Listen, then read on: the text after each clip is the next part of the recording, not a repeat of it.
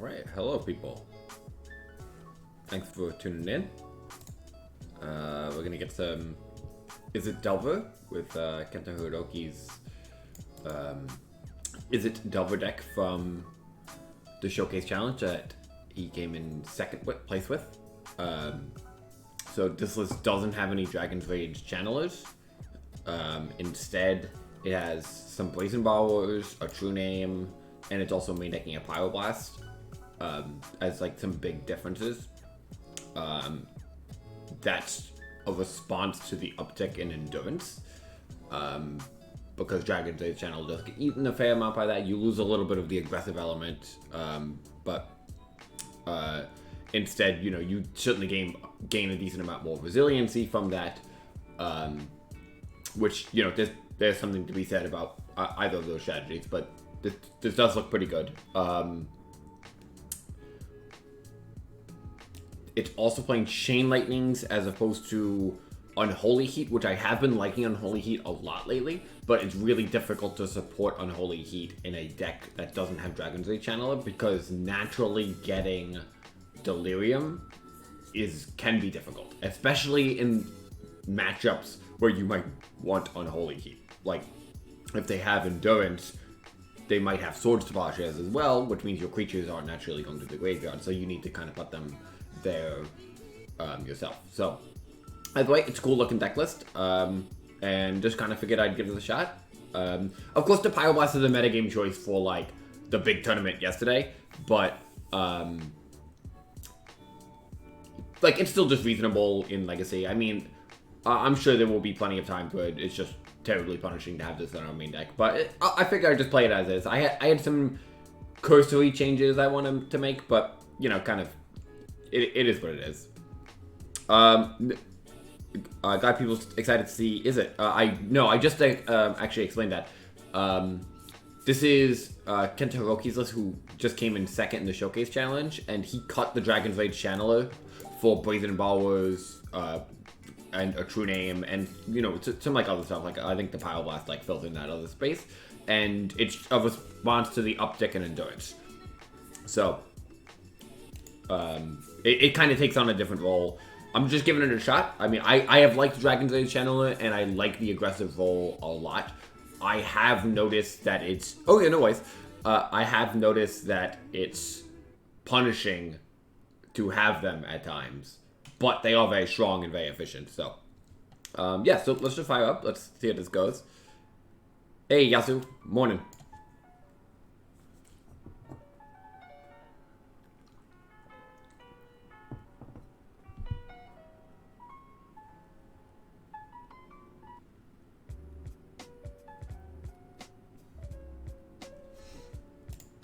Okay, let's take a look. See what we got going. I gotta resize. Discovering.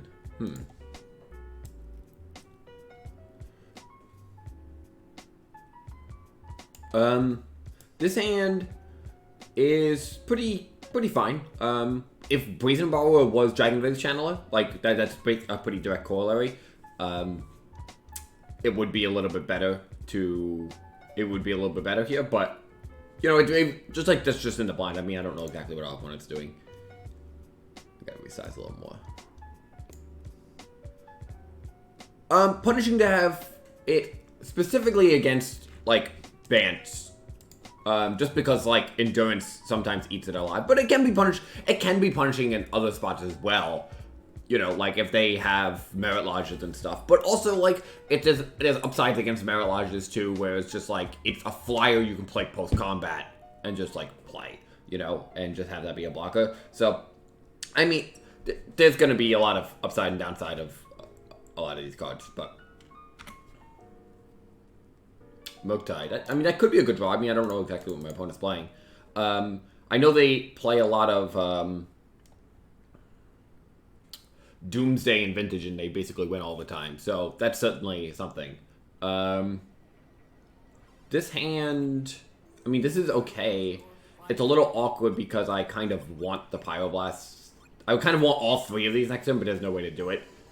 And it's probably better just to play the Delver off the island next turn, because otherwise I have to play the Wasteland, so which is kind of crappy. So I'd rather just not have Pyroblast. I don't know they're playing Doomsday.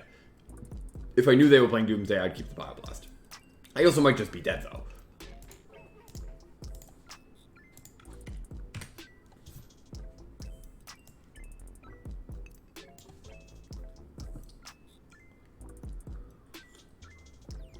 Yeah, I don't really want to daze that. This is a lot of cantrips. It does feel like a combo deck. No land. That's potentially... That's good in some regards. In that daze might be a little bit better. Less good in other regards.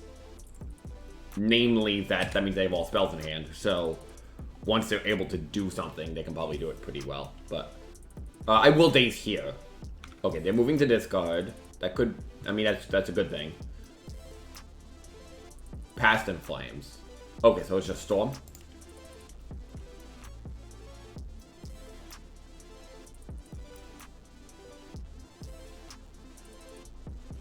I'll play Wasteland. Because I'll flash in Brazen Borrower. Yeah, Dragon's Age Channel is really good. It's really, really good. So, like, it doesn't surprise me to see decks go that direction. Like, this deck cut it, but that's one of the powers of the versatility that exists right now in the Delver decks. Like, it's so good just to... Dragon's Age Channel is an incredible, incredible Magic card. So we actually have Lethal next turn, which is really good. So, it makes sense to go that direction. I mean, there's certain elements, like, it's a little bit less aggressive if you're not building around it, like you don't have, you know, Tarfire or Mishra's Bauble. Because it can... It's less often attacking for 3 power on turn 2 than Delver of Secrets. But the Surveil is just really, really potent. And the downside of occasionally having to attack into a situation you don't want to attack into, and the downside of not being quite as aggressive early, is kind of offset by the power of Surveil and the fact that in the late game it's going to be, you know, it doesn't die to Punishing Fire or, like, you know, various, like, Pyroclasms and stuff like that, so it doesn't die to Pyroblast, that's a big thing. We can definitely still lose, definitely, but we do have Lethal next turn, so... We will have Lethal next turn in most circumstances, let's say. If they force me to cast some spells here, it might be a little bit more difficult, but... Okay. They did not, so... Oh, well, we're not out of the woods yet.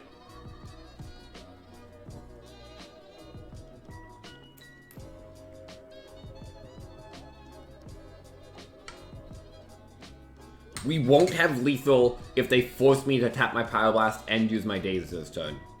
But instead it seems like they don't have anything. Storm is like my de facto scariest deck to play against, I think. Like, this deck, like, can just be so difficult to play against. It's so difficult to know, like, what decisions are correct, and it's such a complicated matchup. And I've played it a lot, you know, over the years, but it's still really hard. Not a fan of this one. Should remove that from the playlist.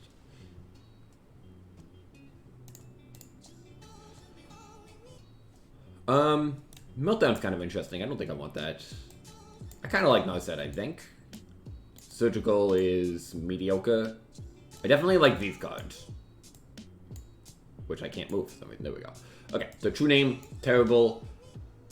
Chain Lightning, not a thing.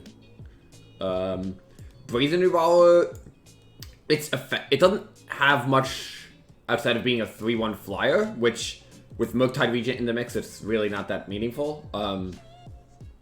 I think I kind of want to start by bringing in these 2 Narsets, and I'm going to bring out like some Murktides. We will be light on threats in that regard, though.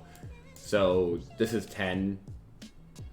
I sat it out of Wasteland some amount of times. I'm going to side out some Lightning Bolts. probably...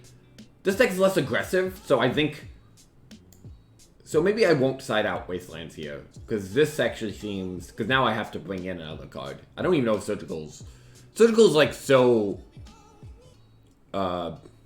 It goes both ways. Like, it can be good, but I think I'm going to bring in one. And I'm going to board like this. Like, if I draw Surgical and it would have been a Lightning Bolt, that's a little rough, but... It does do something to disrupt the opponent. So, I think this 10 creature and the 2 Narcets make sense here. I think they just had a lot of basic islands, which actually means... Which actually means, like, I'm more likely to want to bring out the Wastelands, because that means they, like, might have more basics than otherwise. I bring out Wastelands in this matchup a lot, to a point of contention that I've discussed a lot with, you know, people like Cyrus and a lot of other, you know, excellent players. But I think for now, I don't really have anything else. Like, I'd be keeping in a Bolt or the extra Surgical, and I don't think that's too meaningful. And Wasteland it's still a decent, you know, it's still a card. This is good if we can get a little bit of time. We're going to lead on Ragavan, even though Ragavan's awkward with Null Rod. Yeah, it's so... The question... That Pyroblast wouldn't be worth it if we had another, like, 4 good cards. You know, like, I could see kind of playing less Pyroblasts. I think the last few slots in the deck are always going to be a little bit of, like, cards that are only good in really niche circumstances, and it's fine to have. You know, like, having 4 Pyroblasts is probably too many. Honestly. That being said, let's look at my sideboard here. I could have another creature, which doesn't really do that much. I could have a Surgical, which I don't think is... It's not high impact. It is a little bit disruptive, like Pyroblast, but, you know, it's not high impact. I could have a Bolt to apply some pressure, but that doesn't seem that meaningful. Crocus doesn't do anything. We have these 2 Abrades, which can maybe snipe a LED, but that's just not a realistic route. And then Meltdown, which I don't think is that good. So it's not a matter of, like, is Pyroblast or Surgical, like, good. It's like, they're both fine, you know? They're playable cards. But that's how I think of it anyway.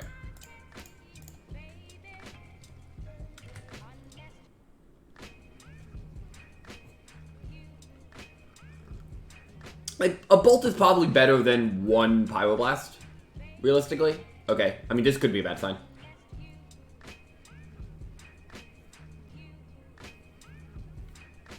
It's nice that if we daze, we can actually still play Null Rod because of Ragavan.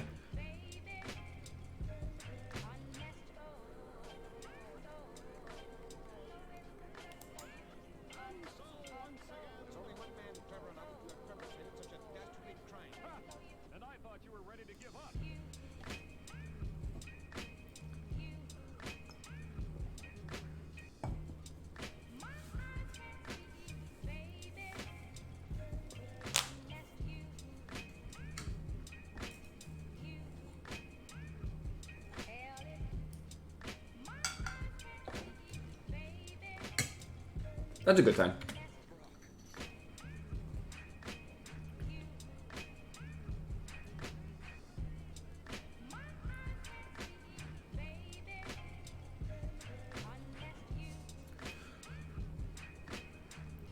If they just cast Duck Ritual, there's a question as to whether I'm supposed to daze.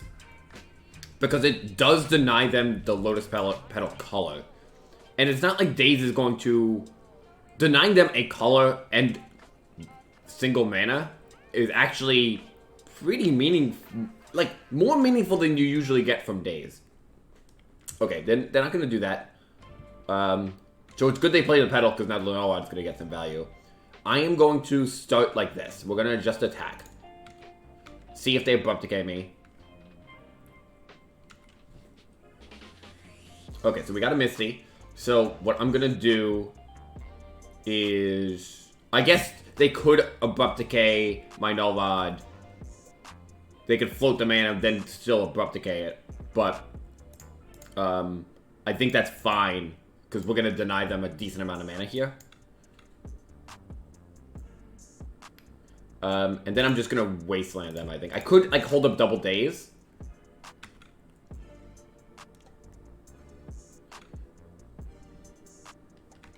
So now my treasures don't do anything, but that's fine.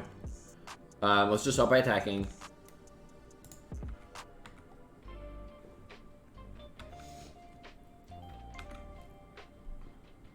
We got a ponder from there, that's really good. Let's cast that. The Wasteland's interesting, but I don't think good enough. So let's just shuffle. Pyroblast is not bad. They've cast 3 cantrips, so it's not like it's going to do that much. But I'm just going to hold it up still, because I have 3 pieces of soft disruption.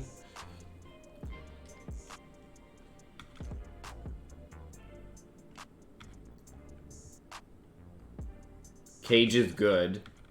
Not perfect, but good. I'm going to fetch once, and then I'm going to ponder. And the reason I'm going to do that is Thoughtseize. Oh, if only I can guess that. The reason I'm going to do that is because if I find 2 cards I want, I don't want to be forced to shuffle if I want to play the cage. So I'm going to get an island here, and we're going to ponder. I'm looking for Force of Will. These are not Force of Will. I think I can shuffle them. Brainstorm, decent. Okay, so we'll just go this, and we'll play cage. I could be applying more pressure with this Delver, but I think holding up the Pyroblast is, like, meaningful.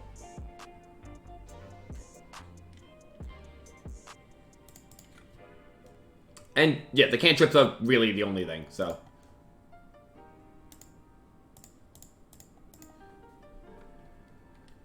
These aces aren't looking super hot. Like, our situation is not perfect. It's good, but it's not perfect. So, let's see what we have from them.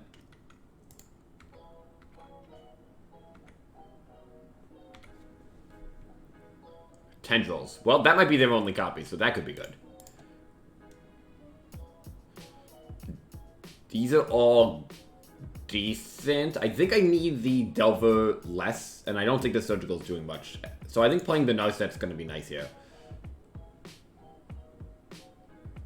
Because it also digs more for Force of Will, which is kind of what I'm doing.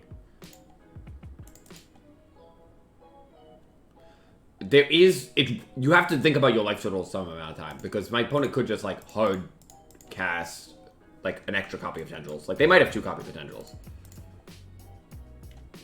Force of Will. Okay, so we're looking good.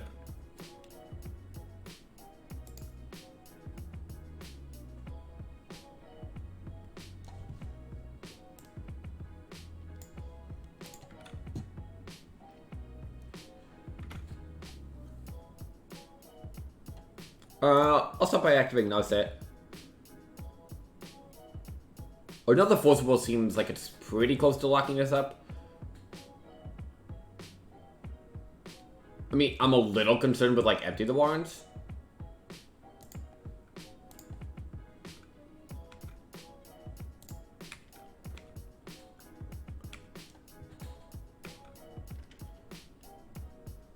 Okay, Brainstorm, nice.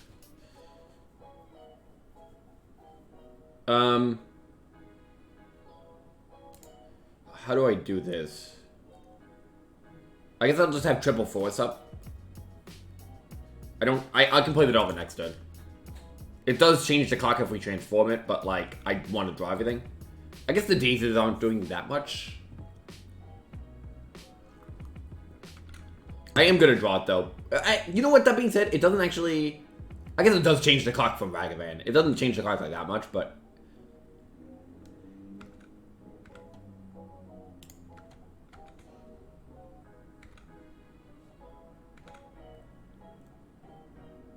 Infernal Tutor. Okay, well, can't cast that. So let's go double.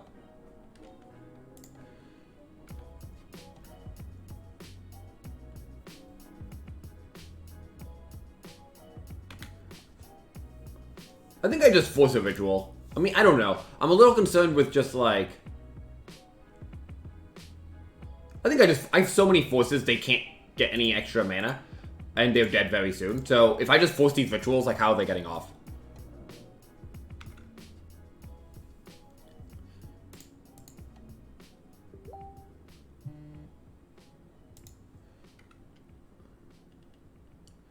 Okay, so now we have a 2-turn clock. Ragavan doesn't do anything. It appears as if this Nomad has done more work for me, for my opponent, because I have all these treasures, but that is not actually the case.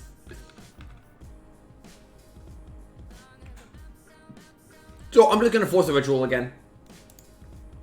They can't get off the ground if I stop the rituals, so.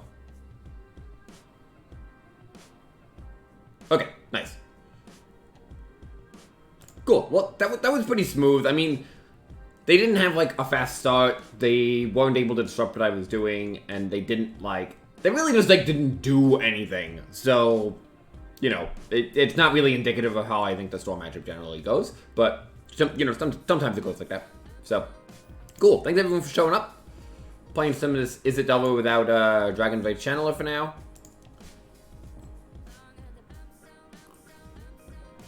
We're on to play. I would love to play first.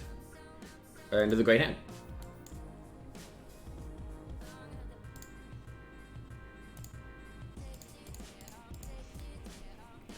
Could start on Delver with the plan of, like, dashing in a Ragavan, but I'd rather just go for the upside play. Plains, okay.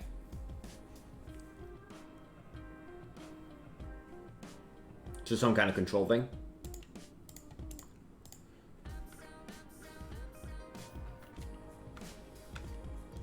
Could be Death and Taxes. Or, you know, something else. Okay, drawing another Ragavan's okay.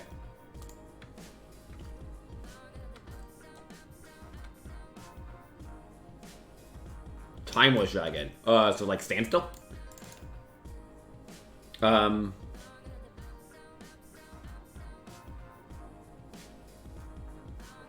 I brainstorm off this treasure? I don't know if I need the extra treasure right now. I think I'd rather take advantage of the shuffle. So I'm gonna do that. I don't think I need Ragavan, and I don't need this mountain. But I also don't really need this extra Book Tide right now. Maybe extra Ragavan's just better than the extra Book Tide. Just because Ragavan's more likely to die. That actually makes sense to me. It will suck if Ragavan never dies, and I just have this dead one in hand. But at the same time, if that's the case, I've had a Ragavan in play the whole game. So...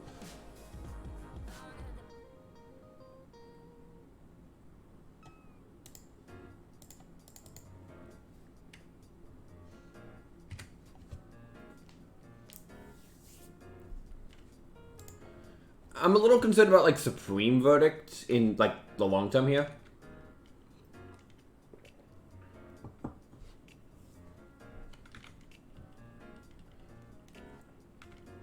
So let's see what happens here.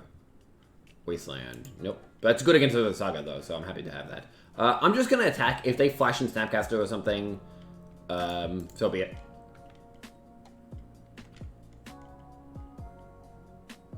Yeah, there's a couple of ways to build Standstill. Ooh, here's Shark Typhoon, that's nice. There's a couple of ways to build Standstill, and I think most of them generally play Wasteland in some quantity. I'm just gonna play True Name. Again, I'm a little concerned about Supreme Verdict, but now we're gonna get enough pressure going that we can follow it up pretty well. Oh, they could have Terminus. They could have Terminus. Sure. Okay, so that's pretty punishing. I don't know how often the Standstill decks play Terminus, so that's probably just on me. When I inevitably get Terminus here, which I'm going to. This hand doesn't really get to do anything besides just, like, play its stuff, though, you know? Like, I can play around things. Like, they do have to Terminus and stuff, but...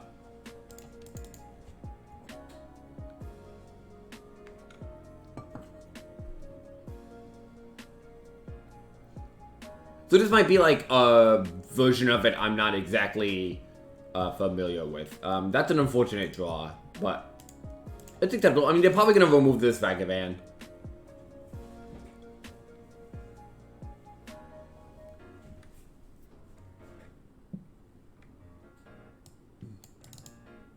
It's very difficult to tell what the blue-white decks are playing these days.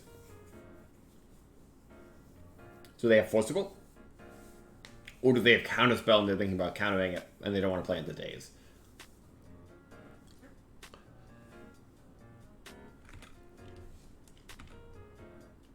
Let's see what they have.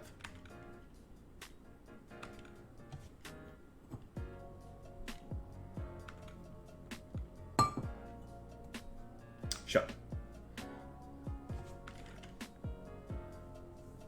So if they just like play Jace, I'm gonna lose. I mean, that's gonna be tough. But it looks like they're not quite getting there yet.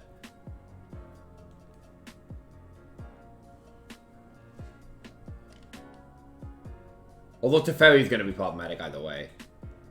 Stand still. Sure.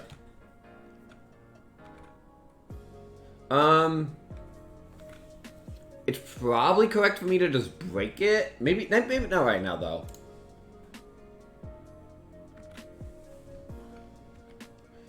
It's awkward because if they have Shark Typhoon,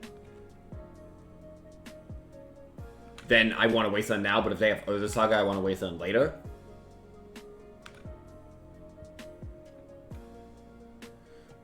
I'll hang out for a bit. I might waste them on their upkeep.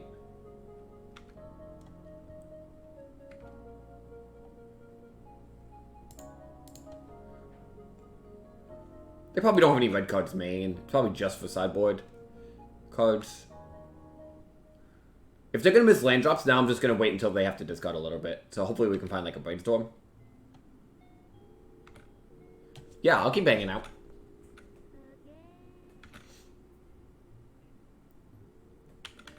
I don't know why I have an upkeep stop at this point. Sure.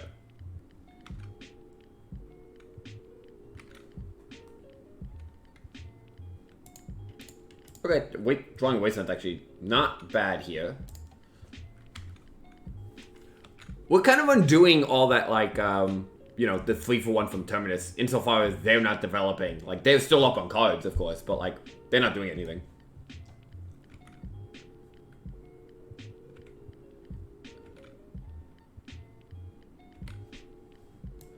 Yeah, I could always do that. This is, like, a weirdly okay situation, if I'm honest. I would love to draw Brainstorm, because I want to do it end of their turn. I'll let them move to discard for one turn. And then I'm going to think about whether I'm supposed to cast anything. Okay, so they drew a land, which is a little unfortunate, but... Brazen Borrower. Okay, that's actually pretty good, because I can just cast that into turn. They'll probably like Sword Spell shit there, but I'm gonna wait until they miss a land drop and they have to discard a lot of cards. Or just like force through a Brazen Ball, which is something I don't really care about. So yeah, we'll do it here. They're gonna have 11 cards in hand, which doesn't matter because they can only have 7. So I'm offsetting the advantage from this standstill as much as I can.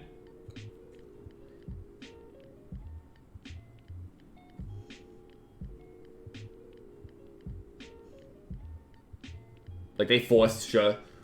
So they traded that for Brazen Ball, and they still have to discard 2 cards.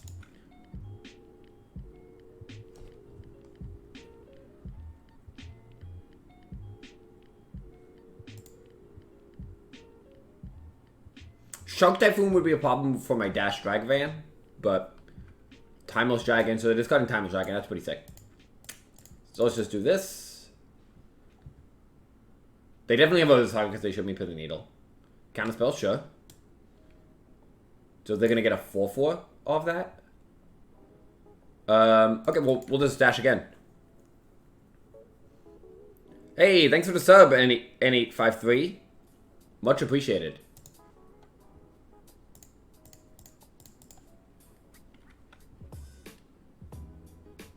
So they counted the last one instead of plowing. I wonder what that means for this. That they don't have a plow. That's what that means. This could be good. Let's see if we hit a cantrip. We hit a Jace, which I wish we could cast, obviously, but it's not bad just to have. And if they just internalize the dragon, I might just go double bolt on it, but their life total's getting a little low. I might just play the Murktide if I draw a blue card. An 8-8, or I guess it would just be a 5-5, but Pyroblast is good. They can't really attack with their dragon, right? So I'm not playing into Prismatic End. That's not happening.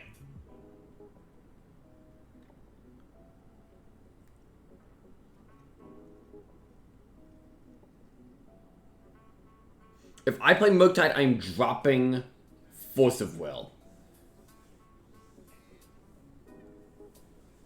Do I need to hold up Force of Will?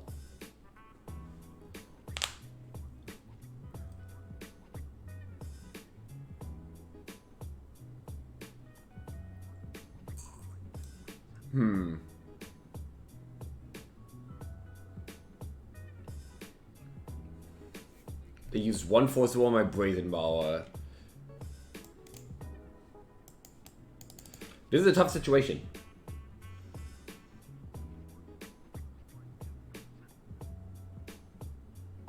I don't know if I need Force of Will this turn. Because I have this Pyroblast, which is going to be nice. And if they answer the Murktide, yeah, okay, I'm okay with this. Maybe Patience is the way to go, but Patience in the face of what they're doing doesn't seem advantageous for me.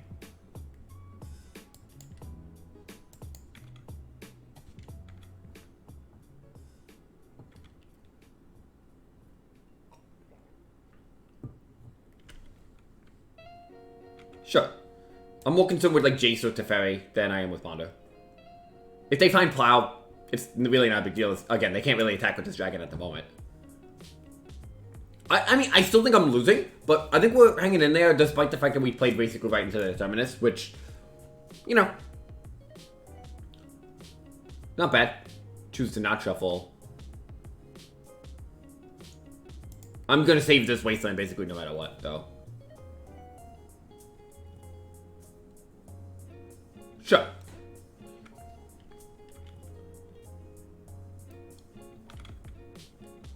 Yeah, I mean, they can't attack with the Ragavan. One more fetch and they're dead to some more bolts. I'll play that because now I have Force plus Pyroblast up.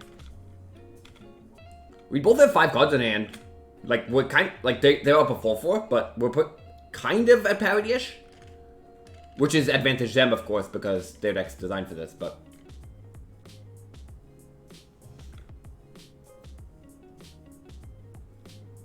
I'm gonna fetch. We're gonna force this.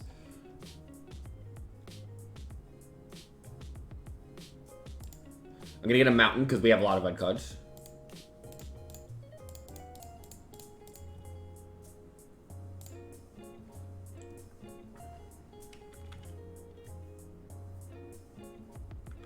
I would love to draw a Brazen Baller.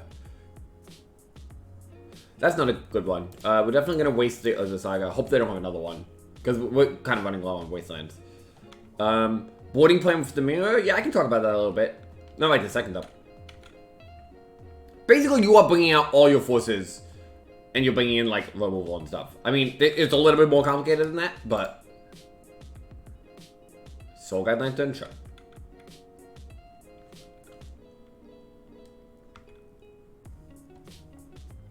Hall of Heliod's Generosity. Oh, they can put Izzet Saga back on top? That's funny.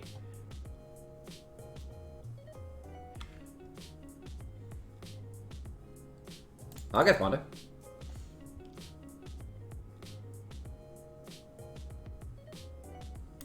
I guess it's better just to go a little deeper with these Pondos.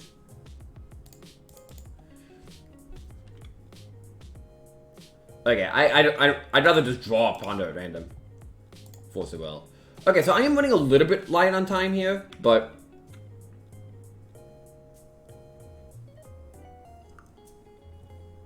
I still don't think it's better for me to double bolt Timeless and get in with the Ragavan. I mean, I could have done that so long ago, and maybe that would have just been good, but...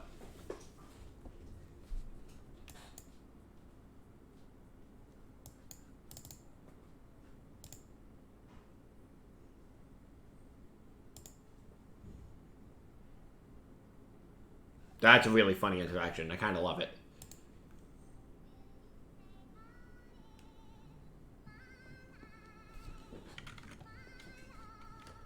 Kind of just hoping to draw Brazen Baller. Or True Name. True Name would be really good here. So now Ragavan's kind of like off the table.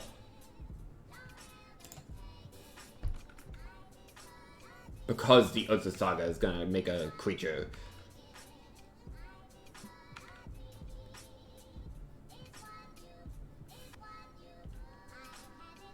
Sure. I don't mind that. But stand still on top? Okay, that's fine. I'll hard cast a force on that.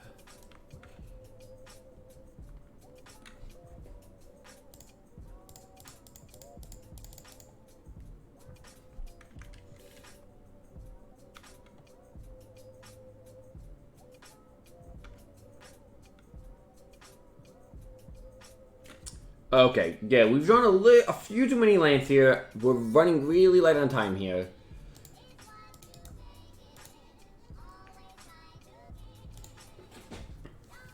We're still... There's still the chance. Oh, they're fetching? That's very good for us. That means that only one bolt will do it.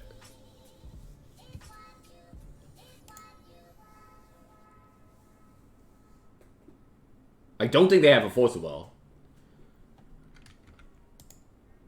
Yeah, we have a bunch of bolts left in our deck.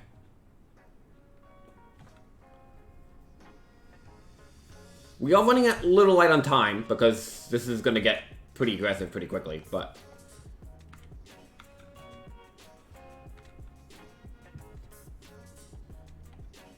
Alright, let's just draw a bolt, because that'll do it. Delver. Okay, so let's play Ragavan. Because we need blockers anyway here. And then Delver. And we're just trying to buy ourselves, like, a turn here.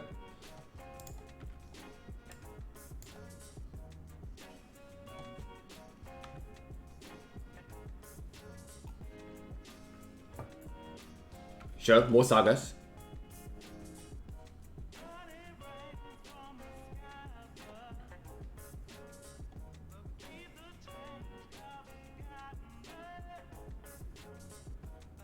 Yeah, that's fine. I do have to jump block.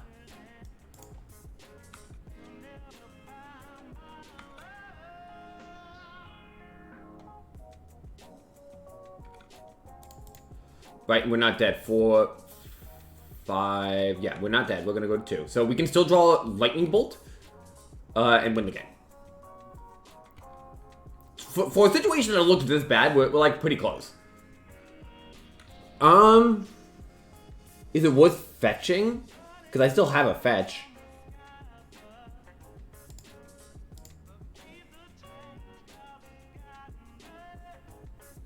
The thinning is so marginal.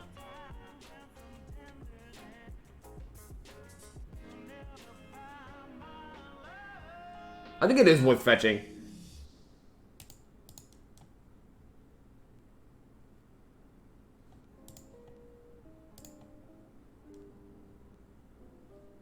Okay. Come on. Oh, Poison Borrow too late. Too late. That doesn't do anything, right?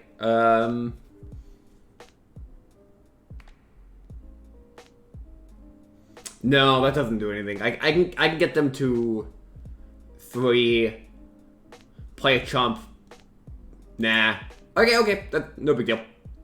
I mean, I played right into the Terminus, so I basically made a pretty substantial error in judgment really on that I had to kind of claw back from. But we were pretty close to clawing back from it, realistically.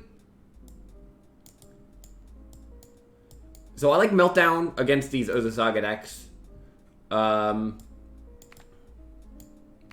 Caracas is part of like my plan of just like keeping Ragavan around, so I like that a lot. Nusset's good. The Blast is good. I don't generally like Nullad here. It's probably... I mean, it's hard to know exactly what to bring out. I don't think Chain Lightning's like the best card. It's a little awkward because I want to bring out Wasteland, but we definitely can't. I think I'm going to bring out the Force Negation, just keeping the Dazes on the play. Brazen Borrower against Timeless Dragon and the Shark is pretty nice. Actually, it's probably right to bring out, like, some bolts here. Because this deck is not super aggressive. Even though I'm going to be assuming an aggressive roll here. So, let's see what this looks like. This is decent. I don't know what the last card should be here.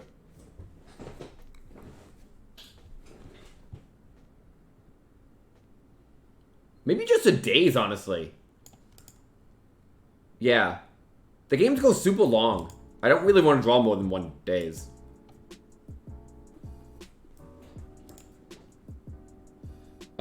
This is a good hand. I will protect my Ragavan here. So turn 1 Ragavan, forced to protect it, cast Expressive Iteration on turn 2. That's a pretty good setup, I think.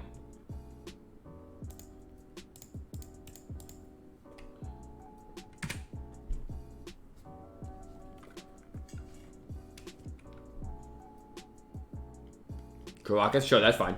Because I have this Wasteland. So we'll enter combat. Jays is a good draw. Del Caracas bounce. I have been putting out Wasteland less against these decks that have a lot of basics and a lot of, like, these blue-white decks with a lot of basics and control elements because of Caracas. Caracas has become a lot more popular.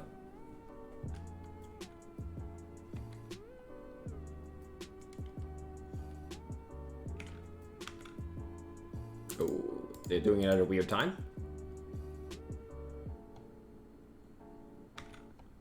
I don't know what that's all about. Alright, let's see what we get, if anything. I'll still protect it too. I'll force, because now we have this extra book that, like, I don't really care about. I'm not going to cast Expressive here. Piercing Needle. That actually seems pretty good, doesn't it? I can name Izzet Saga. That's kind of cool, isn't it? I can name Shark Typhoon.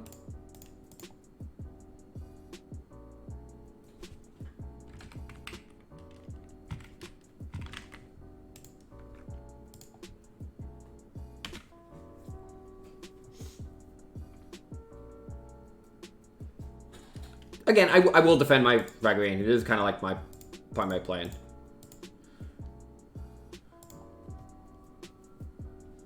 Hall. Okay, so they're missing on, like, non-white sources.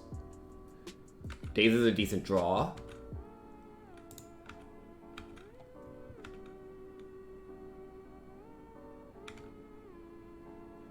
Can't cast that. So let's do this and that. Pretty good. I think Ponder is better than Force of Will. I could be wrong about that. Because I still have Daze and Pyroblast. Yeah, I like that. So, hand, bottom, that.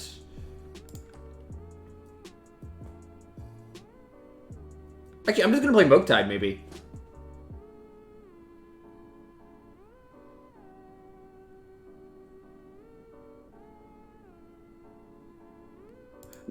Nah. I'll just Ponder. Because now I'm holding up Pyroblast still. These are good.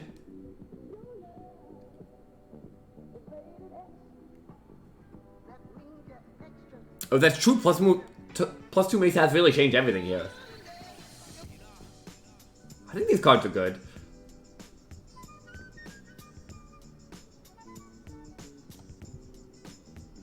It's just like, how do I play this? I'm gonna Brainstorm on the bottom, so if I play Delver next turn, it'll transform. I'm not playing it here. I still want to hold a Pyroblast, I think. I don't know if it's, like, absolutely necessary. Okay, and they drew Terminus. I'm happy I didn't go for the more aggressive line. Okay, I am going to run out 2 threats here, though.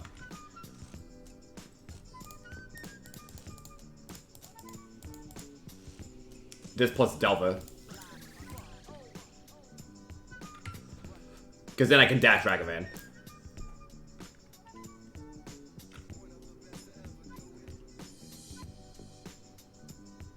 Yeah, sure. Tundra is fine. I have Daze plus Pyroblast. I don't feel the need to run out Ragavan. Actually, it's probably good. Because I'll get the thing anyway. So I can still hold a Pyroblast no matter what.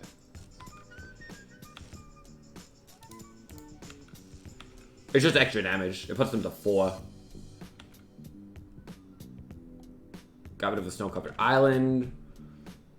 Even if they have Supreme Verdict, I mean, I'm still just going to be Ragavaning them for a little bit here. Definitely dazing that.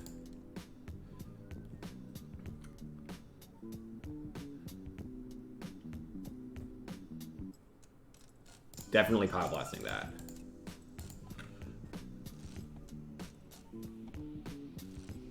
Okay.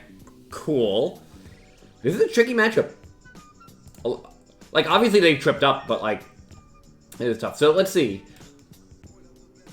Is it better to have some number of Force of Negations instead of some number of Dazes on the draw? Or, like, Lightning Bolt's better? It could be right to having a Brave, but I don't think that's true. I think relying on Meltdown, because Retrofitter Foundry is pretty slow, so I think it's okay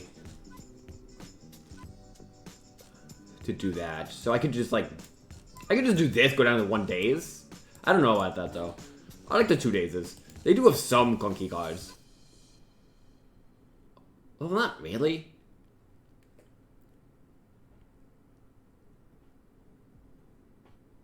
Yeah, I actually like this. Force of Negation's like easy enough for them to play around. I'm just gonna go turn on the light. It actually got pretty dark here.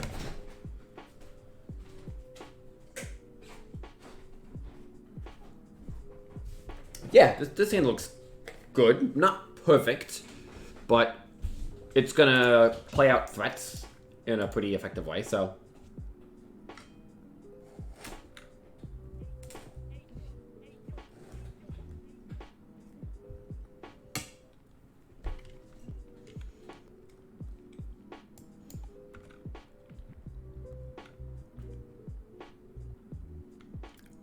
Okay, I mean, that's unfortunate. At the very least, it's not, like, unbelievably good against Delver. So I'm actually just going to lead on Delver here.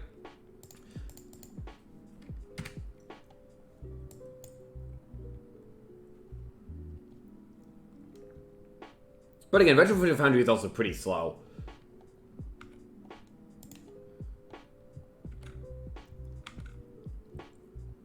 Iteration's a nice draw. So let's see what they do. Okay, this is good. This is kind of what I wanted. I wanted to force them to do that, so we could actually get a Ragavan hit in here. We're getting really laggy here. Really laggy. Good lord.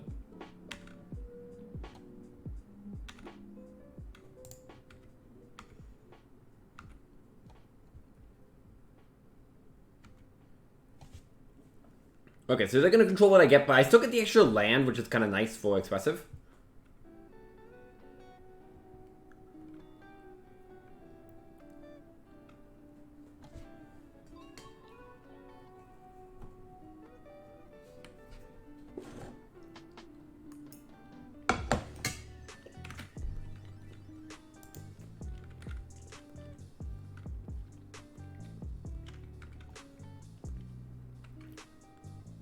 Sure. Then that returns.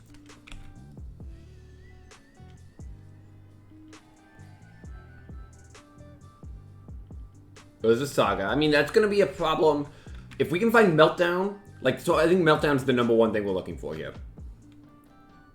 Meltdown really, like, changes the name of the game here. So let's cast Expressive to start.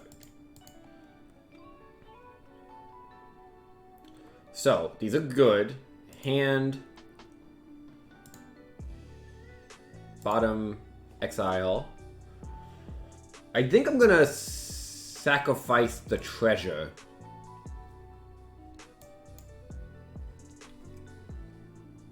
Because it gives me the shuffle.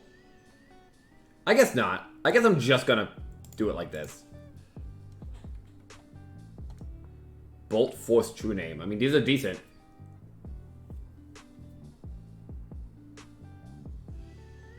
Yeah, I actually kind of like these.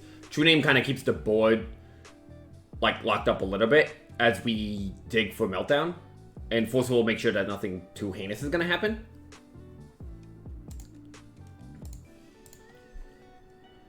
Plus, it means we might be able to transition into a different plan that involves Murktide Regent attacking.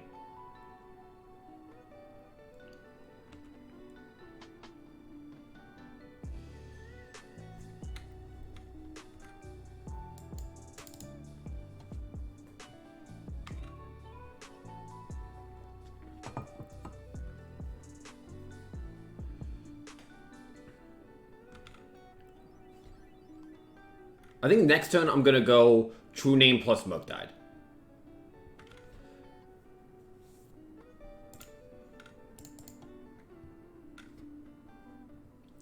Can I get a mountain here, or is that gonna be punishing? I think I can get a mountain. 1, 2, 3. Yeah, that seems fine.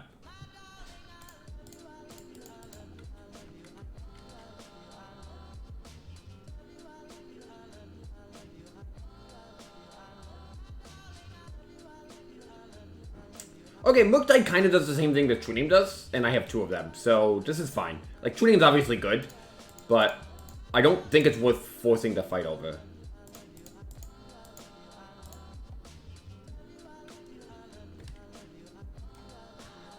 Okay, this is. I'm gonna pitch another Murktide.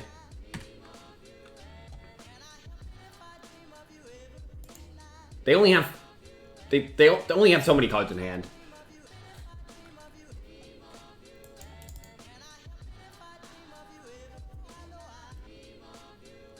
So based on what they had in hand, it seemed like this was always going to be the outcome, where I just have a Murktide in play. Because they probably would have fought over the True Name. And I'm just going to express it and try to find Meltdown. Once I do, I think I'm going to win somewhat smoothly. They get an attack with the Construct, I get in for 5, they sacrifice that.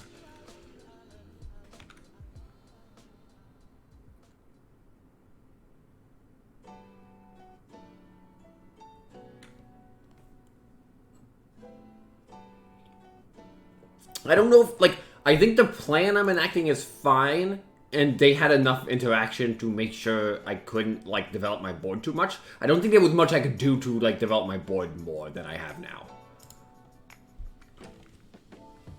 Okay, don't mind Needle. I'm gonna play Ragavan to block if it comes to it. Scalding Dawn? Oh, okay.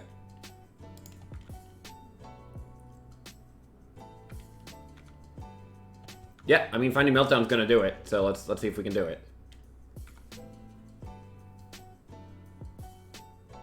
I want to dig as deep as possible, so we're gonna start with Expressive. These are good.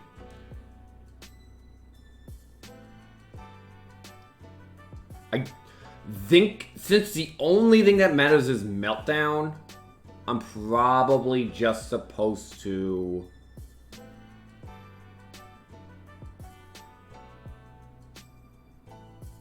keep the Brainstorm. So let's go Ponder in hand. Yeah, Ponder in hand, Power Blast, then Brainstorm, and then let's cast Brainstorm.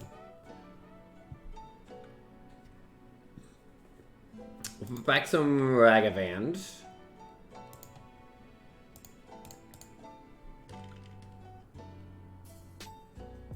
Bolt's not really gonna do it, right? I attack for 5. They still have the Chump Blocker, so... Borrower's not bad. Okay, so let's attack for 5.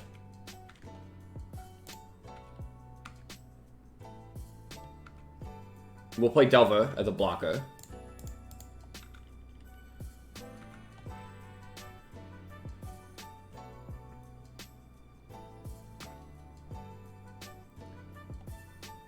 As far as I'm aware, they can only get up to 13 damage here.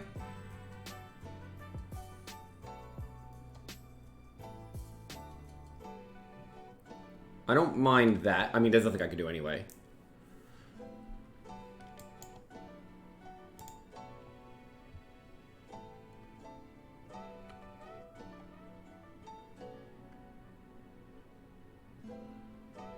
I think I'll take it.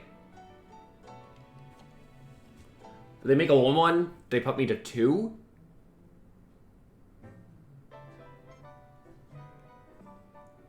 I mean, I still have the option of blocking next turn. Oh, they're not even doing it. They're just gonna keep me at 4. Okay. If I flip off bolts, I actually... Okay, so Wasteland. That's not bad. Alright, well, let's dig for Meltdown. Or something else that's gonna do something here. Pyroblast, Lightning Bolt.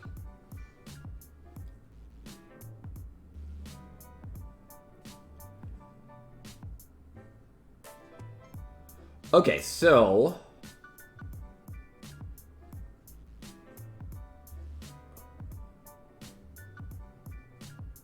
We're kind of close to doing something here, aren't we? I don't think I can use this Forcible at this stage.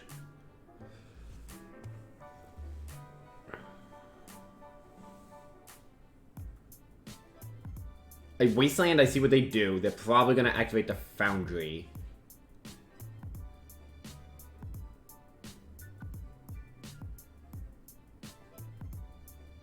I don't know if they have another land. I can bolt the Thopter token. Get him for 5. And then if they have to... No, because I have to... this is tricky.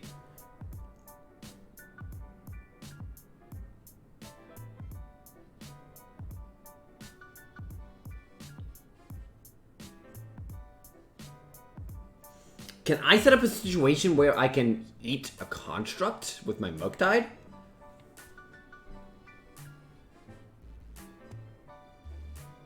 This Forcible's not doing anything. I'm pretty sure I can put it back. I'm gonna put... And I'll put it back on top just in case this Delver survives somehow.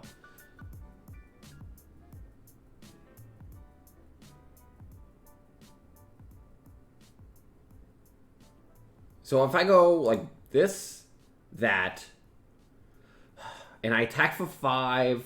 I bounce the Thopter. Attack for 5.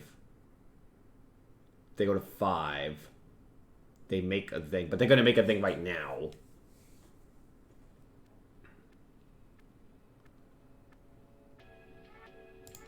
How do I do this?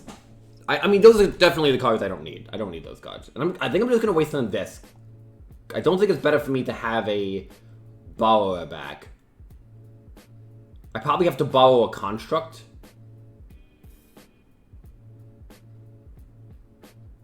They make 1, they go up to 6.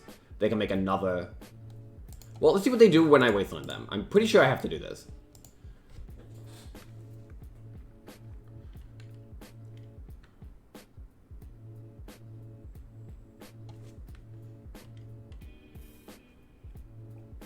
I'm really not sure if there's like a route I could have taken here. Oh, they're doing that?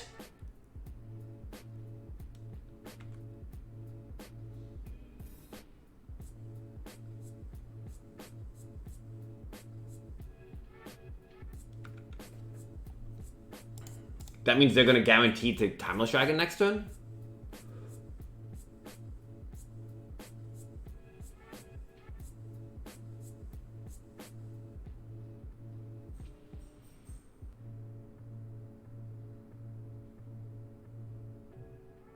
I'm going to attack for 5. I might be actually be able to do something decent here.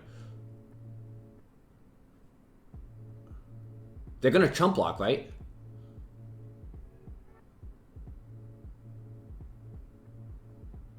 Oh, this is so tough. Okay. If I attack for 5, they chump block. The constructs go down to 4, and I can borrow a bolt them, kill both of them. Then I have Murktide and Delver remaining with a Pyroblast in hand. Brazen can't block constructs. It can only block flyers. I think if they block, it's ostensibly bad for them. I think this is fine. I attack with the Murktide.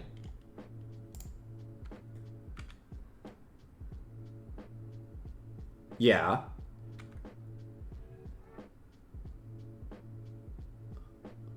Oh, because they can do that. Right.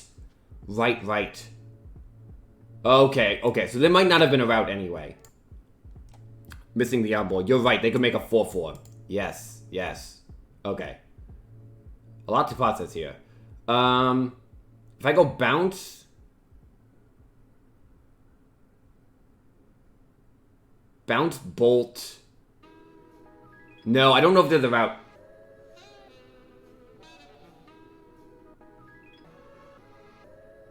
I don't know if there's a route.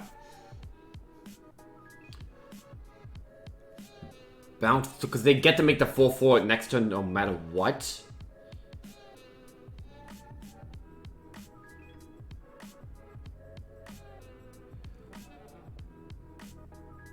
I bounced the construct. I'm like so close, but just can't quite get there. Bounce bolt. They have a 4-4 that I have to chump. Then they make another 4-4, I attack. Well, I guess I'll see what they do, but I don't think I can do this. Very interesting game. I'm not sure if there was a route, like a plan I could have taken that would have been better than what I did here. I could have forced pitching the expressive instead of the Murktide. If we bounce one and bolt the other, the problem is they still have this 4-4 that I have to chump, and then they internalize a 4-4 dragon that I also have to block. And I just know the top two cards, so like, as this game goes on, I'm just gonna lose. Yeah. Right? Like, if I just hang back with the Murktide, kill both their constructs, they make a 4-4, they make another 4-4. Yeah, I mean, of course, I needed to find Meltdown, which I only have one of, so that's not unreasonable. But I wonder, considering that, did I commit too many resources to only finding Meltdown? I think the cards I was casting simultaneously helped me develop a plan that would actually manage this too, right? Like, and I didn't win, but that doesn't necessarily mean that, like, I 100% went down the wrong path. I think it was just going to be tough because they also... So I think when I had the True Name and the Murktide with the Forcible backup, and they had Forcible Pyroblast on that turn, that was one of those... That was like the turn that was like... Made it so that I had to find Meltdown because I could no longer manage what they had on board. And if I flipped the Delver off of Bolt that turn as opposed to... Or like flipping it off of Brainstorm or whatever... That would have also won me the game this turn. Because I could have gone bounce, attack for 8, bolt them. So, I definitely gave myself good odds to do it in an otherwise bad situation. I'm not sure if there was a way to do that that was better than that, but regardless, that was a cool match. Yeah, really interesting. I'm not sure about that.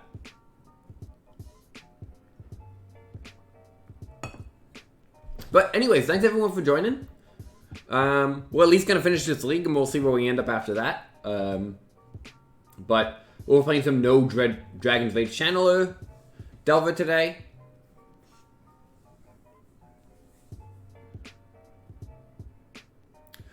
Yeah, so if I like pitch the expressive iteration instead of the Murktide, the question is Murktide by itself enough to kind of get there? And that probably is like, so they had the answers for what like my plan B there, which was to get a True Name and Murktide down. But if I just like let that stick, if I like get rid of the expressive, is Murktide good enough? Like, I had a lot of spells in my graveyard at the end there, but that's because I expressive into 2 extra spells. So it's really interesting. I am playing Demozian. I'm playing Kenta Hiroki's list from the Showcase Challenge, in which he did not have any Dragon's Rage Channelers, so I'm just trying it out. The logic is that there's a big uptick in endurance, and building your deck to be more resilient against that is pretty effective. So, It changes the nature of the deck, and there's ups and downs to Dragon's Age Channeler, but that's the logic at least. I'm gonna put Pyroblast in the bottom. I think it's just as likely that Lightning Bolt and Pyroblast don't have any targets, but Lightning Bolt at least goes face, if nothing else. And this hand's okay. I mean, I'm not gonna mulligan this on 6, but...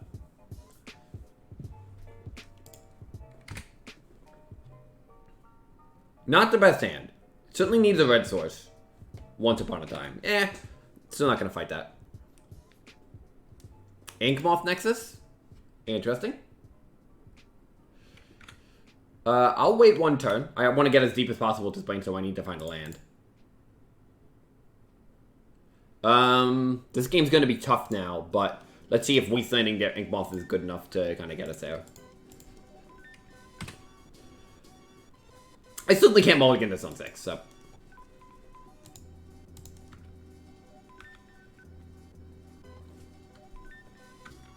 Okay, so...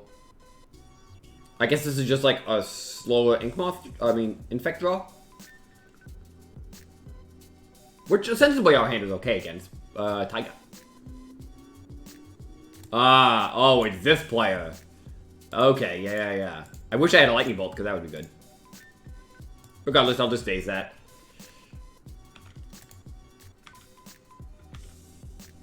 So, I guess Inkmoth is so they can use Blazing Shoal to kill me in one shot? Once we find a red source, a Lightning Bolt, something like that, I mean, we're gonna be looking good. I mean, I could just, like, let that stick and then just fight all over the cards that let it go, but that's, like, their card, you know? Alright, cool. This is funny. Of course, I recognize the player now. Okay, good draw. So, we're good. I'm not going to cast the Iteration. I'll try to get more value out of it next turn. What is this? Stay Simian Spirit Guided at Once Upon a Time. Okay, I'm cool with it. Inkmoth Nexus. Okay, so they're gonna go for the Blazing Shoal victory. So that means I'm probably supposed to hold a Bolt. Kavu Predator.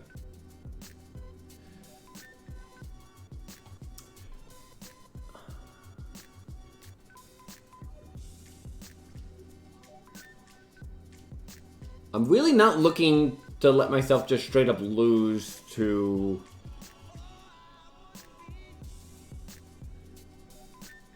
Invigorate. This is scary.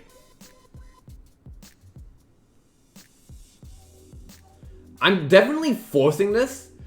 The question is, what am I pitching? I think I can pitch True Name. True Name doesn't seem like it's going to do anything particularly meaningful against what my opponent's doing. This is Trample, this flies. Minion of Mighty, who cares? Force Negation at least gives me a little bit of protection. And I probably can't cast Expressive Iteration, which kind of sucks. Yeah, I probably just have to hang out, because I need a blue card, just in case something goes wrong. Maybe that's not correct, but... Okay. I'm definitely going to bolt this, just not right now.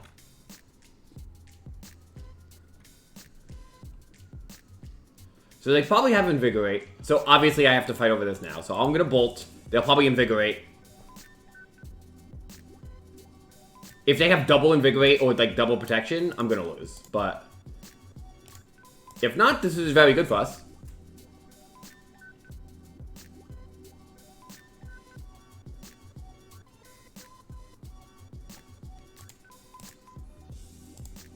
They said nice.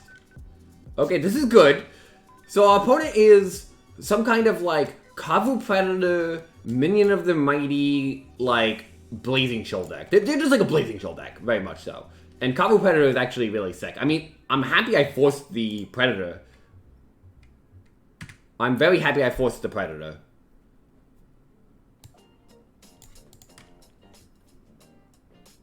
Okay, so now... I'm going to untap and Chain Lightning that so I can protect myself. I don't think I have another Invigorate. But I think I can play safely. So let's just do this. Yeah. I'll wait in this Brainstorm. Oh, yeah. Yeah, very cool. Very flavorful. So, I'm hoping their hand is just a bunch of dragons. I mean, I don't know. Now I'll brainstorm. I think I want to develop on my turn. I'll daze this if I get the chance. Or I'll just find some lands. Sure.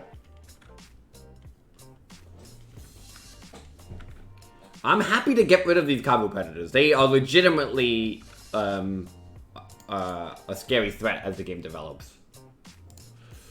We don't have anything going on, obviously, but so let's ponder first.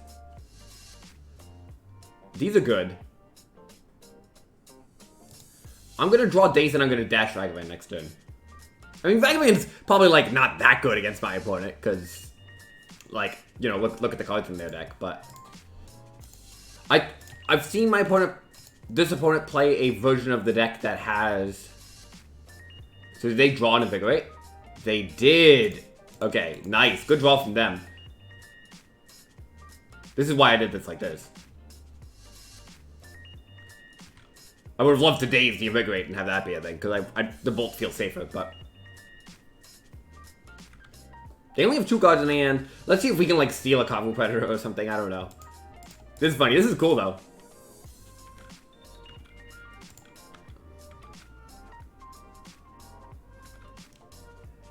Beating me on turn 1, that's the turn. I recommend it. Berserk the Ragavan. Okay, I like where they're going. This is unfortunate because we have a land on top, but let's see if we can get something nice. We got nothing. Cool. This has been a funny game. I could definitely lose this game. I mean, I don't have a lot going on here.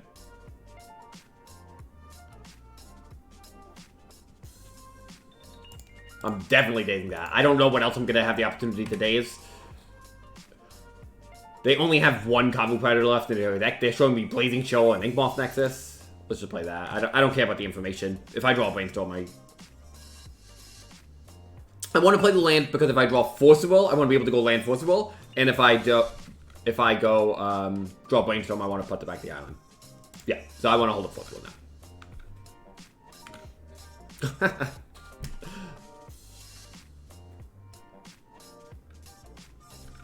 No chance. No chance. Sorry, friend. Your deck is sweet, but there's no way.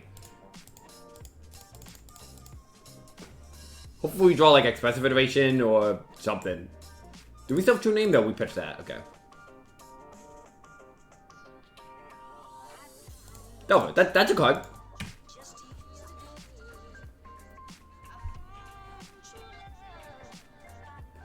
Brazen Bow would, like, probably be a decent draw. Daze is not the worst, I suppose.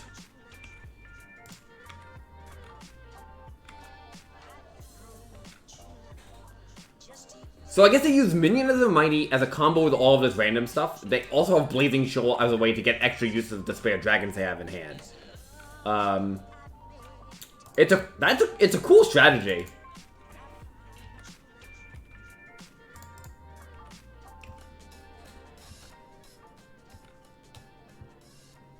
I was hoping to exile, like, some huge dragon, because that'd be funny, but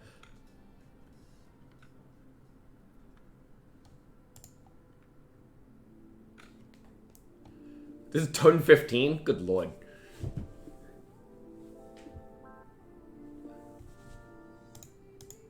Oops.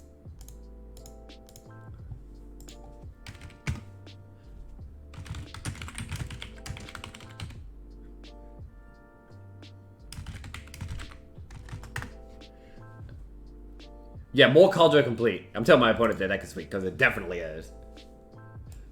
Submerge seems pretty good against my opponent's deck. We'll see how that plays out, but a Braid, kind of.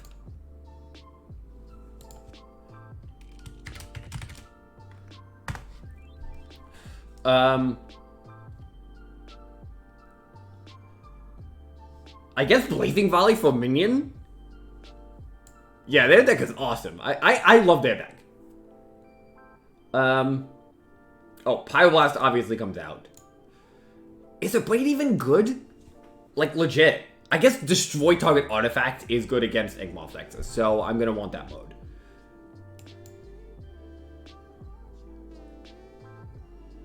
I want all my removal. I guess Ragavan's actually kind of mediocre, isn't it? I could keep cutting a Ragavan. True Name also did seem very medium. Like, what does it do? It doesn't block a Kavu Predator. It doesn't stop. It doesn't actually block a minion of the Mighty. Yeah, I definitely came to that conclusion. Okay, so let's just do this.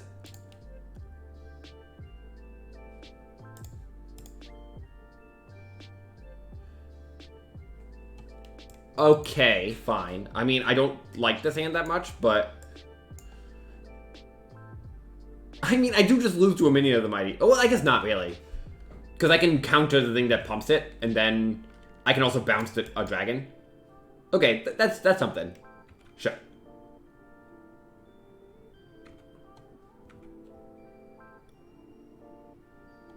Wasteland. I'm gonna save that for an Inkmoth Nexus. And I like having the borrower in, like, working towards the borrower because I'm a little concerned about dying.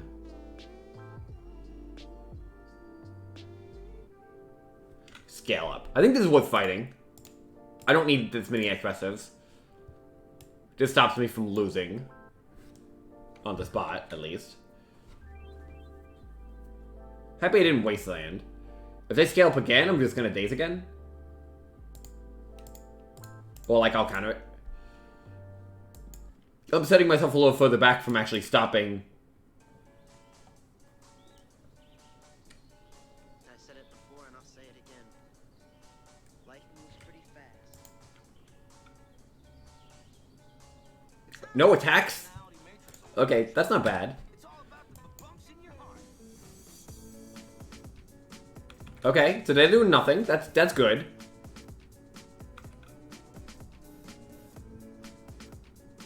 Moktide's okay. So what I'm gonna do... Play Wasteland. I'm gonna plan on bouncing the minion now. And then wasting the Taiga. Forza Phil, thanks for the follow. Hope everything's going well. Yeah, I think everybody here... Okay, so now I'm not going to do that. I think I totally understand everybody here rooting for my opponent's deck. My opponent's deck is sweet as hell.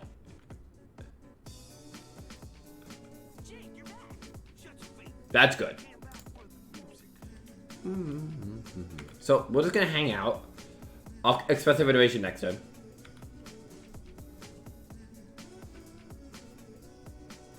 Okay, 5 cards in hand. I can only imagine.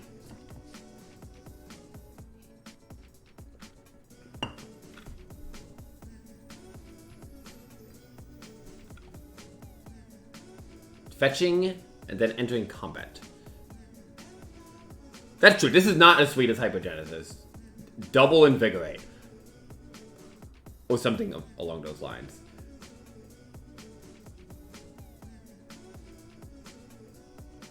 Yeah. So, I could just bounce the dragon, but I think it's safer to just do this. I think this is safer. It takes him a lot of work to get this minion going.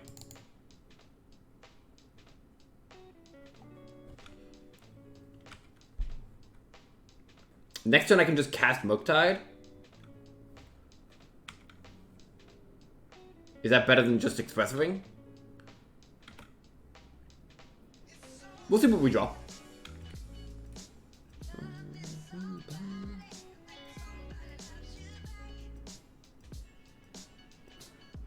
A 5/5 Moketide this turn. Or I can try to set up a 7/7. You know, I don't know about that, Tim. I don't know about that. I'm just gonna play a 5/5 Moketide. It's funny that it doesn't block this minion of the Mighty, but... Or I can get a 6/6. 3-turn clock. I just have to waste a Brainstorm. You know, that's better. I should have done that before fetching, probably. Actually, this is fine, because I also have this Expressive to get through some cards next turn. So we'll put Volk on top, And then I don't want to pitch the expressive. And then we go 6/6.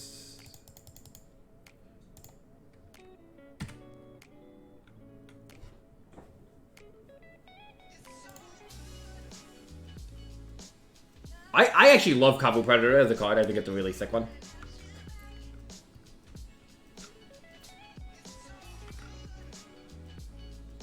You know, I'm probably not casting Expressive. Because now I just have double force. And I can just play the Brazen Bower.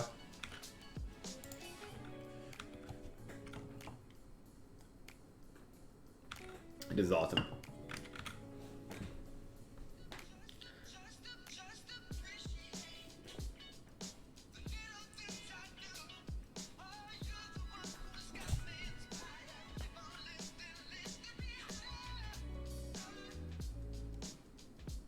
I don't think this is what they had in mind when they printed Scale Up, but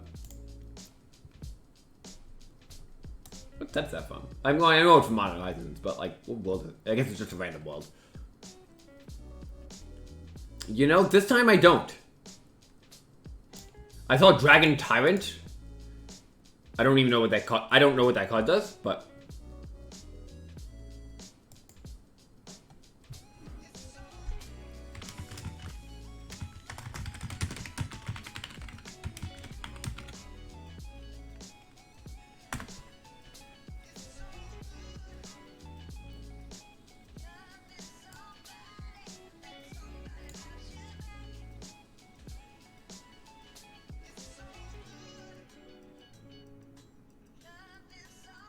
Oh, okay. Well, their deck was kind of terrifying. But we were able to get there. Cool. Okay, I'm gonna go get a little bit more coffee and use the bathroom. So I will be right back, and then we'll play a little bit more. Ooh, that should be over here.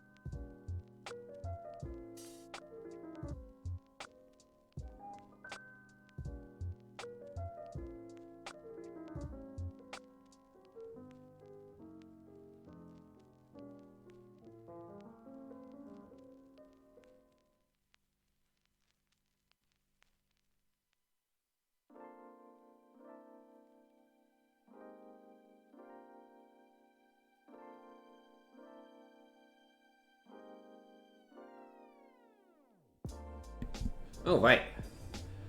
Back at it.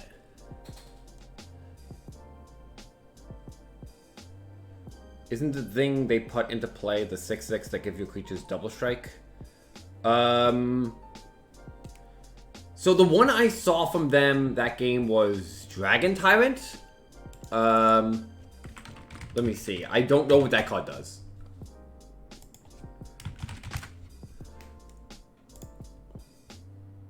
So it's an 8/8. Oh, good lord. Okay, it's 10 mana. Actually, let's work this out. We can look at this together. It's 10 mana for a 6/6 flying trample double strike. At the beginning of your upkeep, sacrifice it unless you pay red, and it gets +1/+0 until end of turn. So I guess they put that into play. They throw an Invigorate on that, and that's 20 damage. But they made me gain life, so they need to do a little bit more. But they did do a little more because they cast Scale Up on their other creature. So that would deal me 26 damage if that was like straight up what they did. So Yeah, that's pretty sick. All right, cool. We're 2-1. Let's keep battling.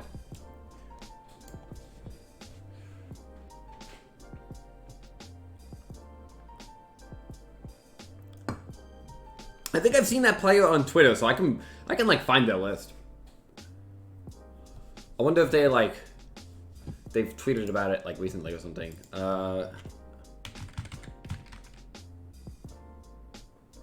There we go.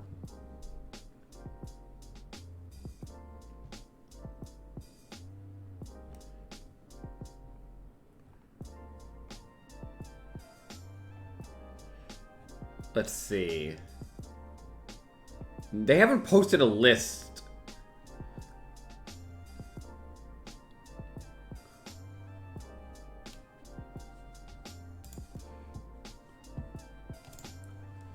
Okay, cool.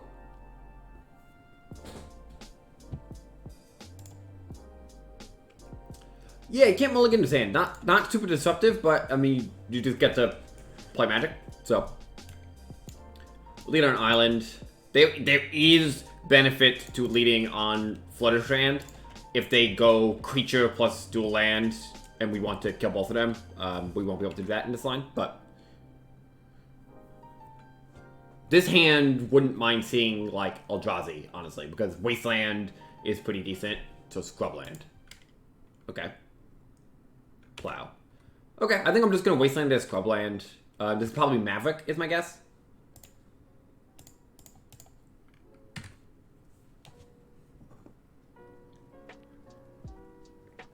Wasteland. Okay, I mean, that's good, except that this is my only red source is a dual land at the moment, but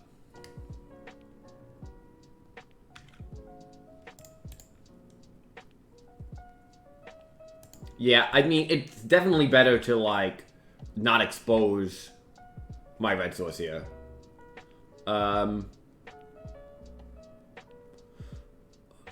Although there is some advantage to just, like, doing that. They Wasteland. Actually, I can preserve it, too.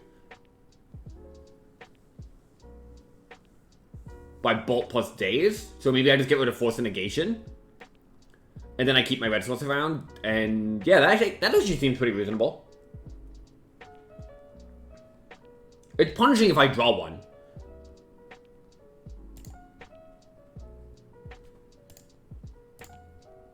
But I actually think that's worthwhile. Oh, they're just letting me go to my turn? Oh no!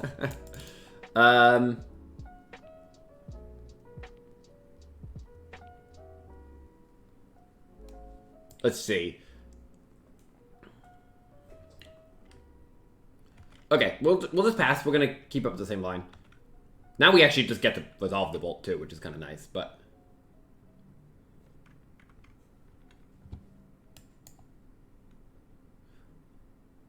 Thespian Stage. Okay, so this is like green-white depth of some variety. I definitely think this is worthwhile.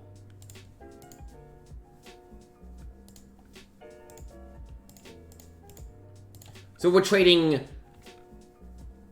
a bad use of Lightning Bolt and a Daze for Wasteland. But keeping our Volcanic Island. And immediately drawing, of course. That's fine, though. I don't mind that, because like, we still kind of want 3 lands. And Daze is probably going to be good this game, but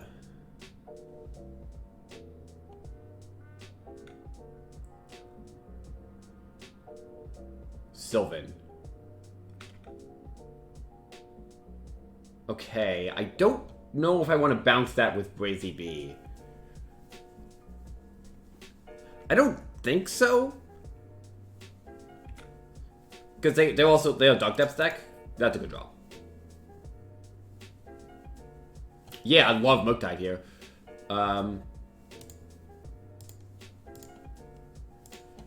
Like, if they have Sword Splash, it sucks, but it doesn't, like, super feel like they do.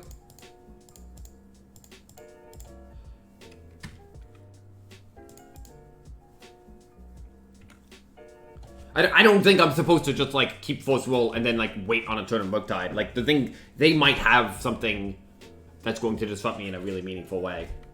The fact that we have this Brazy Bee is really nice, because they might just commit to a Dark Depth line.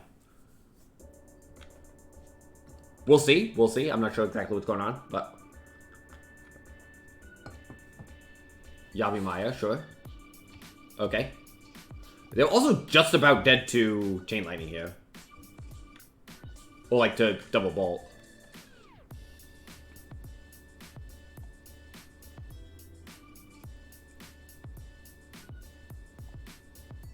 What is this? Green Sun for 3. Okay. Knight of the Reliquary?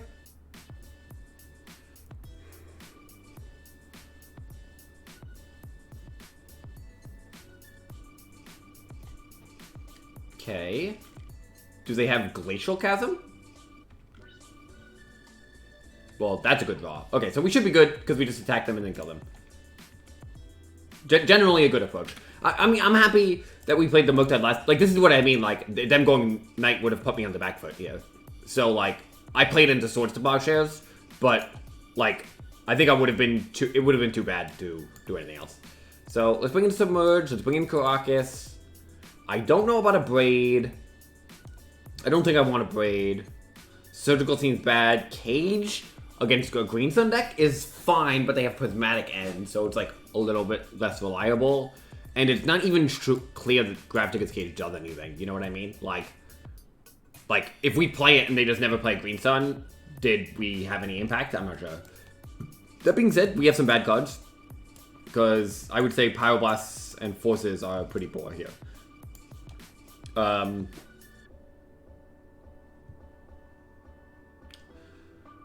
Meltdown, not really a thing. I mean, this looks decent. I don't love Daze in this matchup, but I think this configuration of this deck doesn't have like that much. On the draw, maybe I bring out one Daze, bring in one Braid. It does answer stuff like Elvish Reclaimer at times, and you know, other things. But okay, I'll give this a shot.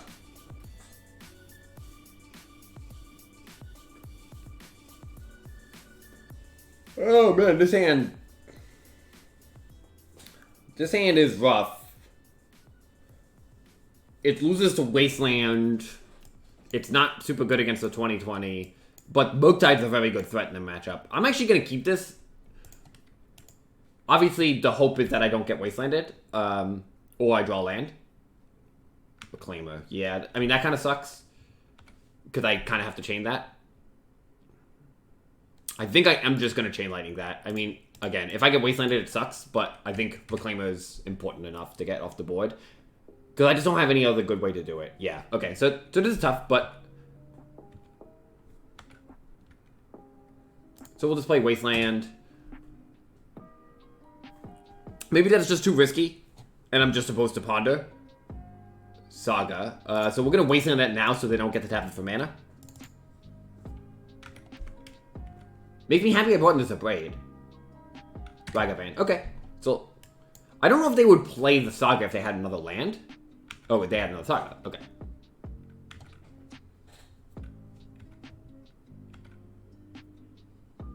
Okay, I mean, obviously this is tough, but this was the risk of the hand. So the Ponder wouldn't have found a land, so the question is, would we have even found one anyway? Hard to say. I'm gonna bring in Meltdown then. I do really like Meltdown against the Saga deck. I think it's pretty important. I don't think we can possibly win, if I'm honest. I mean, I guess if we draw land... Not that land. So they're going to make a 2-2? I guess it's possible. Well, I'm just going to Wasteland this now. But the problem is we still have to... They have the ability to threaten us with Reclaimer. I guess they might not do that, though. They might just, like, attack. Grist. Okay, that makes sense. Yeah, I've had enough, because now I can't even get creatures on board. Okay, I mean, that makes sense. We kept a risky hand that was going to get colded to Wasteland, and they had it. So that's reasonable. Like,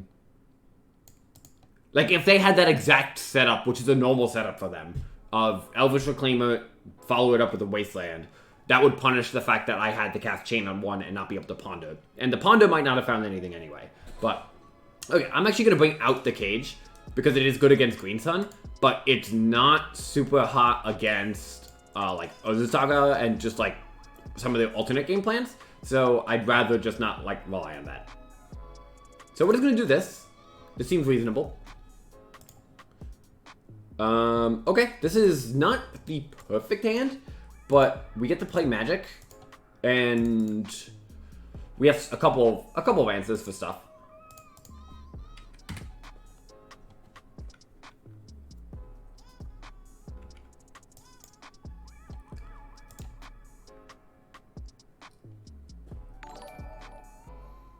Hey, Potteray, thanks for the follow. Much appreciated.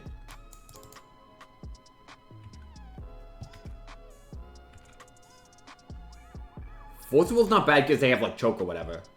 So let's Ponder. I just need to find lands. Okay. I mean, I don't love wastelanding the Dryad Arbor. I don't, like, progress quite as much as I want to in that situation, but I do want a Lightning Bolt, and the Daze is, like, ostensibly decent. So we're going to get to see 2 new cards next turn, right? We draw Brainstorm, draw the Bolt, and then we draw 2 cards. So we have 2 draws to find a red source. This is the kind of hand that wants to protect its Delver of Secrets, too. So, like, this is, like, what I have going on. So, if they go for that, I'm going to force pitching maybe Brazy Bee? I'm not sure.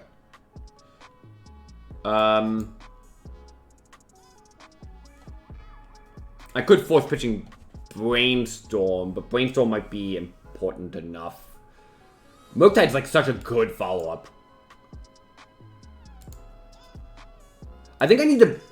I think these are both 2-drops, so it's a question of what 2-drop do I want. I think it's important enough to have both these Brainstorms. I'm gonna pitch Brazy Bee. And because if I find another land, backing up the Murktide here is gonna be pretty good. Backing up the Delver with the Murktide. Okay, I didn't, but that's okay. We can actually potentially apply enough pressure here to be meaningful.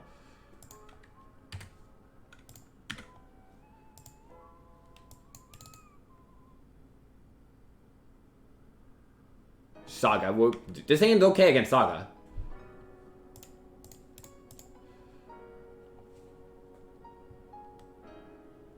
So if we find any red source, we have lethal very quickly here.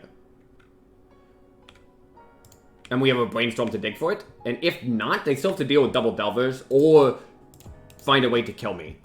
So this is like, we've taken an aggressive stance here. I usually put the videos on YouTube. You can find me just by, like, searching Rich Galley on there. Tabernacle? That's a bummer.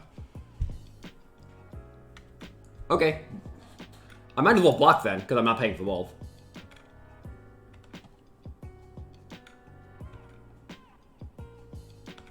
Well, we're still okay if we can find just a red source, because we have lethal very soon here.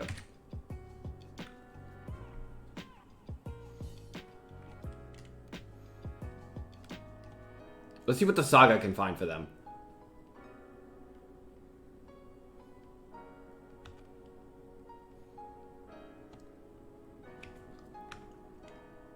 Probably Mox Diamond.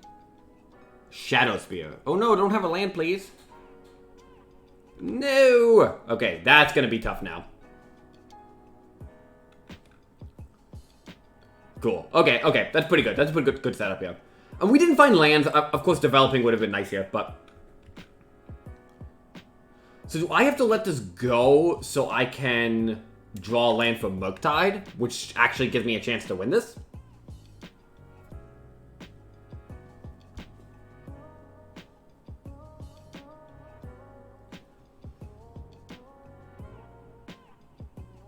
And then if I don't, I can still Brainstorm into, like, a Submerge, which might actually give me a chance too. I don't think this Delver is going to do what I need it to anymore. Okay, so that's good. Murktide gives me the best chance here.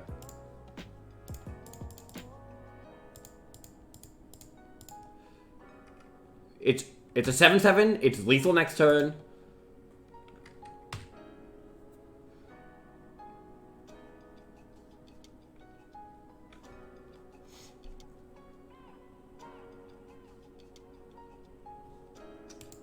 Hopefully they don't find a Sword Splash Chance. That's kind of the only card that does it here.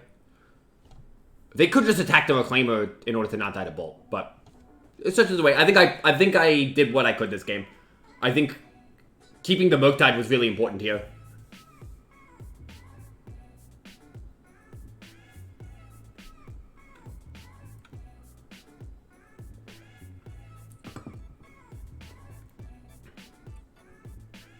I could have gotten an island, but I really wanted the ability to... So let's just draw a red source. Nice. So let's attack for 7, and then kill them. So yeah, we got a little lucky to just draw the land there, but that's the kind of thing where I needed to get lucky in order to win this game. So you have to determine when to shift off of your game plan in order to do that. Like, I needed to draw the land, but like keeping the devil around just wouldn't have won it. So, hey, yeah. So let's see. Dragonblade Channeler is really good. It has some downsides and it has some upsides, and the way it interacts in the metagame is kind of interesting. Like, Kenta's approach was to kind of mitigate the impact of endurance, as far as I can gather. Which makes sense because endurance has ticked up a lot lately, and Dragon's Blade Channel is particularly bad against that card because they can time it in a way that not only they get to kill your creature, but you want to attack with your Dragon's Blade Channelers before you play your Murktide region, so it kind of just all works in a really poor way. And there's definitely downsides to having a creature that has to attack, especially against Merilage and stuff like that. The thing it gives you, though, which I really like in my Delver decks, is a really aggressive approach. It's just, you have so many 1-mana 3/3 flyers, or 3-powered flyers, that you can force situations where it doesn't matter if you don't have answers like Brazenbower in your deck, because there's so many circumstances where you can just kill your opponents. And I think having that element is really nice. But the flip side is your Cold as a Chalice. It is a little easier to metagame against a deck that has almost entirely 1-drops backed up by Murktide Regent than it is to metagame against a deck like this, which is a little bit more varied and diverse in its plan. I think this is a little bit more of a stable, against a wider range of things. It's a little bit harder to answer what this deck is doing because it does a lot of different things. But Dragon's Blade Channel is really good. I mean, I think it's great, and it's a really powerful card. But I think this makes sense. Part of what I was doing, or attempting to do, to mitigate the endurance issue also involved cutting Dragon's Blade Channeler. It's just I was also adding an additional color, mostly playing Jeskai. But I think this does a little bit of what that's trying to do without having to stretch its mana base in that way. You do lose the answers that Prismatic End provide, but Brazenbower still kind of manages a little bit of that. And the other thing is, I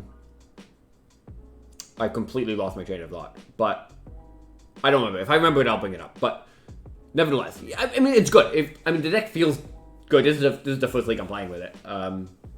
But it just feels like Delver, which, Delver's basically been the best deck for a while. And I think now there's other decks encroaching in that space, which is great. And I think the metagame's been pretty healthy and interesting. But that's just my perspective.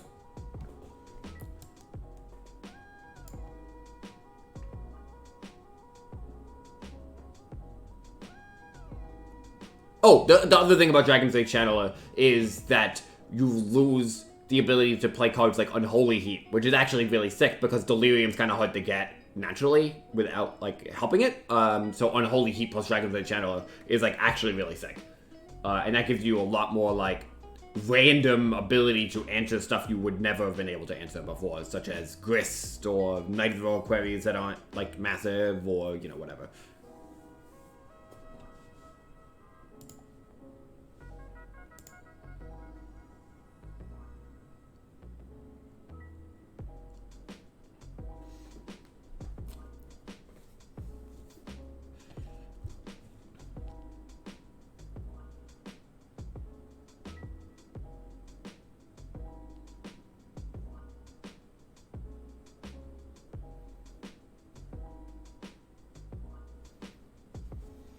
Oh, well, let's see. Let's see how we can end up. Either way, I think this deck has felt good. Like, the only loss was, like, really tight. I don't know if we would have been better with Dragon's Rage Channel in the deck. I think we would have been in the one loss we had, just because it kind of came down to, like, a flying race, and just being more efficient would have been really good. But that doesn't... Like, I think we've had distinct advantages from having Brazen Baller, like, in our deck, too. So... Plus, Chain Lightning has been... It's been good. I mean, Chain Lightning does what it does. It's a lightning bolt when you need it.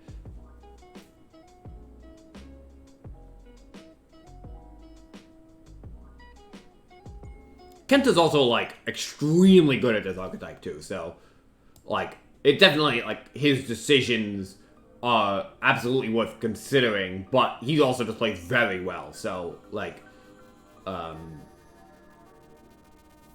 So, like, I mean, it's possible, like, he just, like, outplayed opponents all day. Jetsukai Saga's good. It's a good deck. I mean, yeah, I mean, I don't know what kind of opinion you're looking for specifically, but I think it's a great deck, and it makes sense that it's been doing well. Bacon, lettuce, and tomato. Okay, so, I'm gonna keep this. It's certainly a little risky, and it's a little awkward because it, like, doesn't develop that well if the Ragavan dies. Like, if Ragavan dies, we can't play multiple things. Like, we'll have to ponder and maybe find a land in order to play multiple things.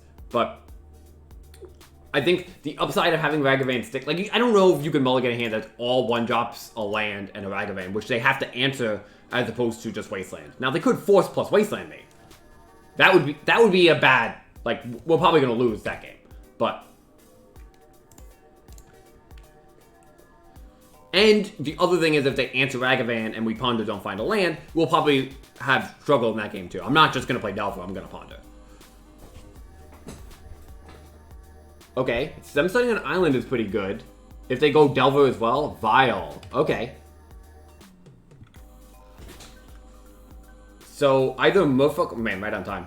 Well, let's just hit. We can definitely race Merfolk straight up with a double Delver start here. So let's see what we get. You would assume they're playing that, but that would be bacon, tomato, lettuce. Yep, of course they're playing Merfolk, which I can't play this, right? No. So let's ponder. I'm trying to find a land. So I can go double Delver. So, like, land... Okay, I'm going to brainstorm on my upkeep to transform these Delvers. Because I think I need to get out ahead of what my opponent's doing. Because that's going to be my best route to victory. Merfolk can actually be pretty challenging for Delver at times. You know, I haven't played the matchup ad nauseum in the past few years, but...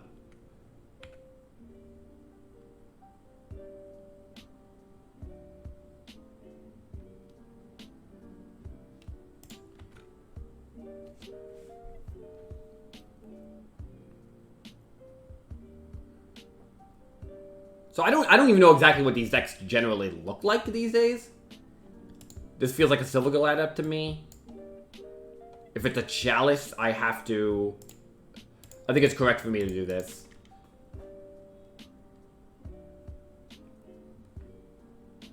Oh, because otherwise, what am I doing? Sure. Like, I can't cast my chains anymore, but sure, whatever. If I just transform my Delvers, we're looking good. If not... you know, it's going to be a little bit more difficult.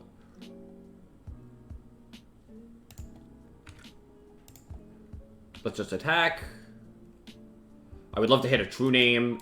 Or, I don't even mind trading with, like, a Curse Catcher or something. That's, like, not a big deal. Because we just have a pretty fast clock here. Oh, they've had enough. Okay, interesting. Yeah, so we just got out ahead. I mean, that was... The downside of our hand was that it didn't develop well if they had answers to Ragavan, which they didn't. So, I mean, it developed pretty well. A Blade Pyroblast, maybe Meltdown. They're showing me Chalice and Aether Vial, so catching both of those could actually be pretty cool. True Name Nemesis is a problem card from them, but we have Murktide Regents, which can just kind of like ignore everything they're doing, which is kind of sick. I don't think our True Names are very good. I think they're very slow. Some number of Force of Negation, some number of Dazes feel kind of awkward. It feels like Expressive Iteration is okay against Chalice, but a little slow. Ragavan, the board gets kind of gummed up. And I can't really imagine mulliganing anything else. Like, siding out anything else. So, on the draw, I might just want to leave in a Force of Negation.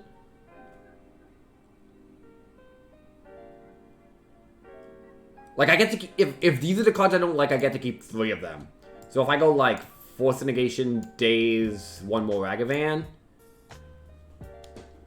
Because Force of Negation is bad, but they have Chalice and Aether Vial. So I do really like stopping those cards. Like, I think that's really important. I don't think Volley is good. Yeah, it could be Meltdown. So maybe Meltdown's better than just, like, a Ragavan. And just keep it in, like, Max Disruption. Yeah, that seems reasonable. I'm a little iffy on Meltdown, but, like, just because it's only good against their artifacts. But the artifacts are all good against me, so. Sure.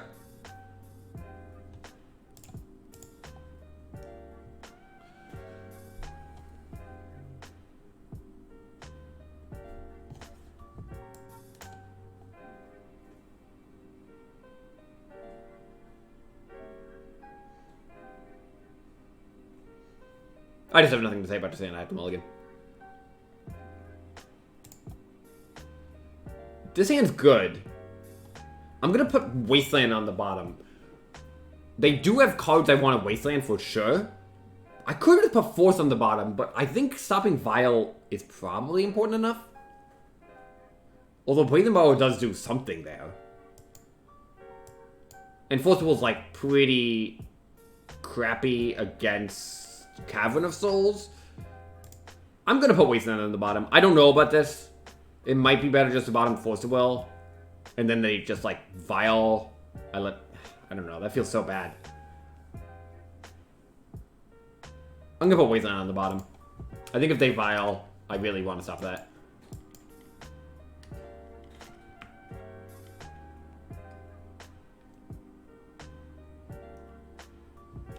Yeah, I'm gonna pitch the Brazen Borrower.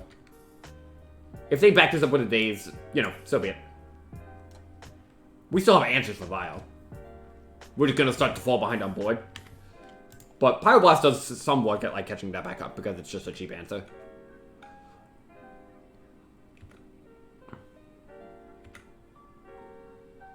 Okay, Ragavan's actually pretty good here. That's gonna catch us back up for sure. Well, it has the potential to, at least. Just because it gives us the mana.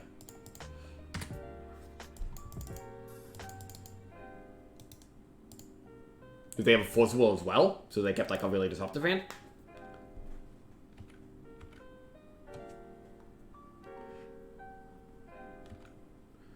Next turn, I'm definitely just going to go Scalding Tarn attack. Because I want to Pyroblast whatever their blocker is. Without the ability... Without playing into Daze, if I can.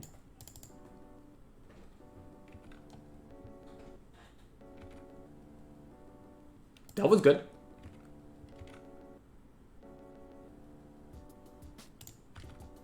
So we're at least getting to do the thing that we need to do here. See what they have. If nothing, that's good. If so, we'll see.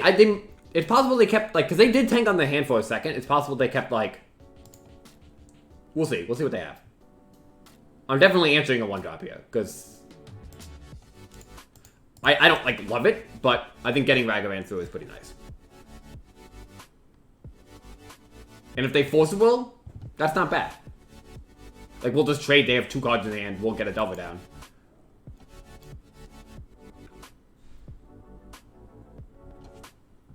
It feels like they have a Forcible.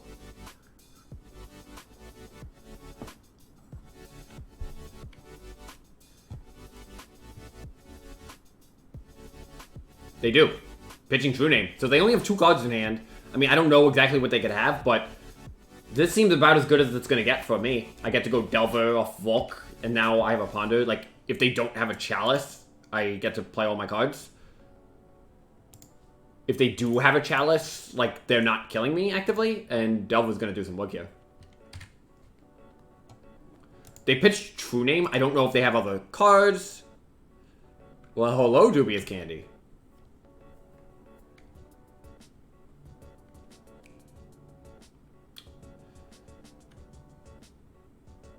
If the last two cards are like Silverglow Adept plus stuff, I mean, that's annoying. I really hope if they're just going to chalice me here, which it looks like. Sure. Okay, so now I don't have many good draws. Delver on board is nice because we can just apply pressure. And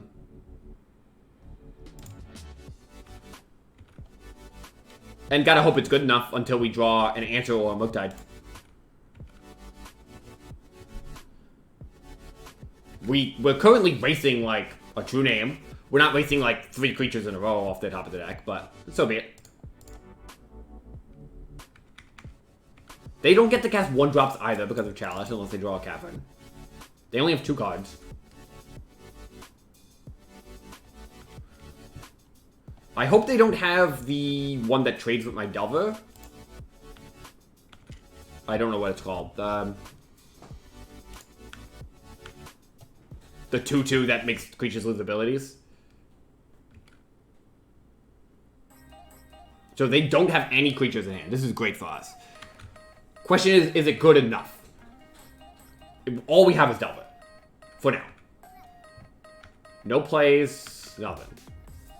Pyroblast. Okay, well, that doesn't do anything.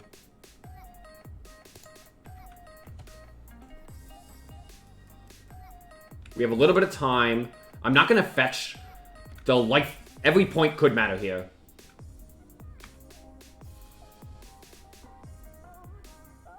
Sure, that's not a big deal. If they don't draw, like... Again, if they just keep drawing creatures, then this race is going to get really tight.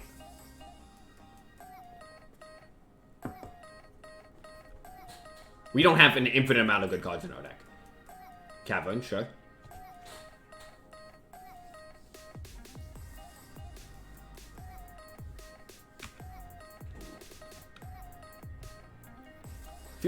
I wonder if they're just playing that, or do they have a True Name?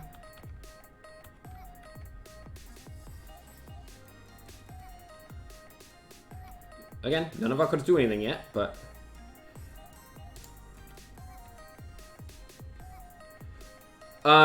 I'd rather save the blast because, like, if I draw a Braid, I want to cast it, and I have double a Braid and Meltdown to answer their artifacts.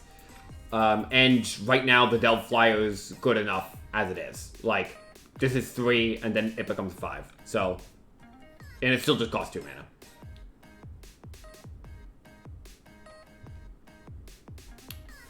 I really want to fetch to thin a little bit, but I don't think it's worth it.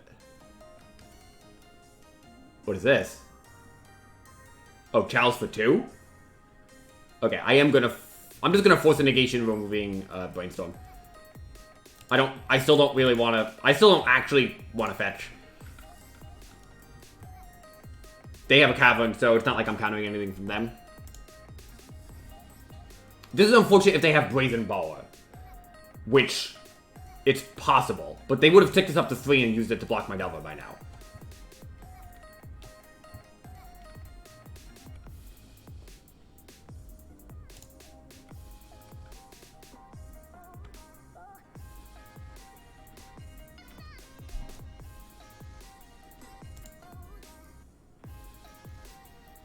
I feel like they have a land in hand, or it's a Brazen Bow and they were just trying to bait out a Force of Negation. But again, I think they would have put it up to 3 by now. So we're good unless they draw an answer. And then if they draw an answer, we have a chance to draw our own. So.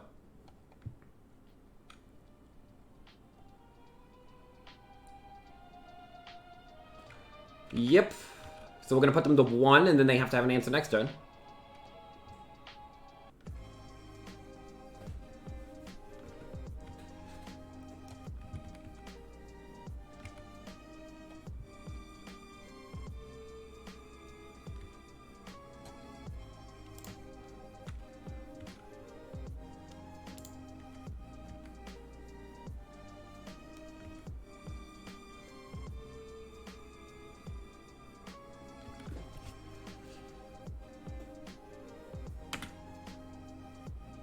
Yep, let's see what they got.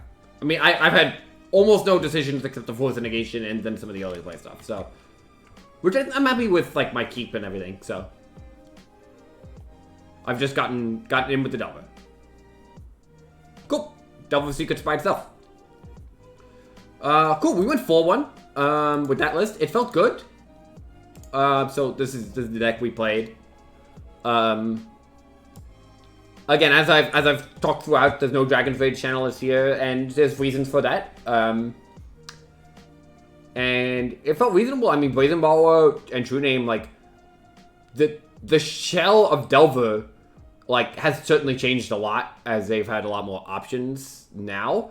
But, you know, reverting back to a little bit of the old, I'm going to say the old school approach. It was only 2 months ago at this point. But, you know, reverting back to an approach we used to rely on with, like, some more disruptive cards, some more slower, more resilient cards. It is very effective in a metagame that's, like, gunning for Delver. Like, resilience is really nice. And Plague Engineer has not been very popular, which makes True Name even better.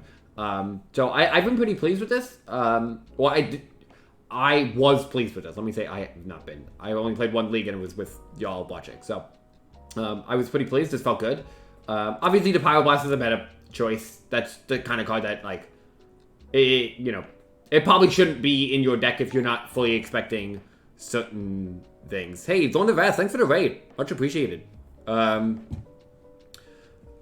yeah, that's cool. The loss was to, like, basically blue-white Sandstill. It wasn't Jeskai insofar as they didn't have Ragavan. It was, like, Terminus Standstill. But cool. You know, I was gonna go, but we just got raided. A couple people. Maybe I'll play another match. I can play with kind of anything. I'll leave it up to chat if people want me to watch me play something. But I'm probably only gonna play one more match. Run it back. Run it back. I'm gonna make no changes, and we're just gonna play. We're gonna play it as is. So. Paw Blade. Let's see. Building without Ragavan. Actually, so that's a good question. Let's. I'm not gonna do that now because I own Ragavan. But I think. So you want to kind of lean into Dragon's Rage Channeler more. Like, you're gonna be really aggressive, but you're gonna have less. Those, like, flyers are really good. Like, you definitely want. I might even play 4 Murktides if I didn't have Ragavan, honestly. Like, just to lean into aggression as much as possible, and you're coldest to graveyard hate, but, like, that's fine. Maybe you even want to play, like, Mishra's Baubles as well. Not just, like, straight up cut Ragavan for that. You definitely want to replace Ragavan with some threats. You could play Brazen Borrower. I mean, like, 4 Delver, 4 Dragon's Blade Channeler, like 2 Brazen Borrower, 4 Murktides.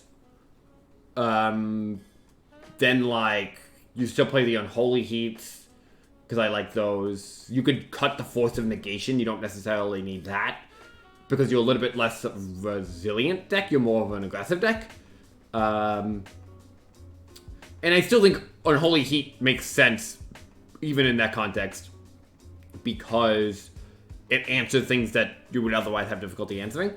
And yeah, I mean, I don't know what else. Like, True Name is still is a reasonable card. You could have, like, 2 Brazen Borrowers, 1 True Name. Your curve does get a little higher there. And honestly, Young Pyromancer and Spike Dragon are still, like, good cards. You could just go those directions and have it be totally fine. I don't know if I would go to Young Pyromancer with Mishra's Bauble, because that, like, you're just playing a spell that draws a card that doesn't trigger your card, like your Young Pyromancer. So I mean, I'd avoid that, but you could go, like, 4 Delvers, 4 Dragon Rage Channelers, like 2 Spike Dragons, like 3 Murktides, 2 Brazy Bees, and that's just, like, or, like, 3 Spike Dragons, 1 Brazy Bee, and that's just, like, a really lean, aggressive package. But I think, I think, James from Cardboard Live has been posting the occasional list without Ragavan. So you can definitely take a look on there. Yeah, Young Power Mage is nice. But yeah, I got one more main. We got this raid from Dornavrath. A couple people joined. We can play one more, definitely.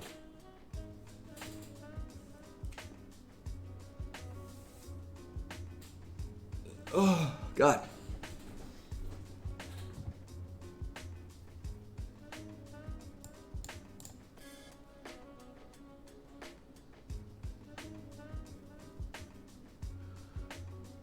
Meltdown has really impressed me, by the way, too. Meltdown's been really good. It's just like a one-card answer to Izzet Saga, which is what you want because that card generally... That is one card. Izzet Saga is one card with a value, so you don't want to, like, have to expend too much into it. This hand's okay. It's not great. If we draw a red source, it is pretty solid. But I think it's reasonable enough to keep. Like, if things are gonna go too heinous, we can brainstorm and hope to find something. But we'll just brainstorm on our main phase next turn.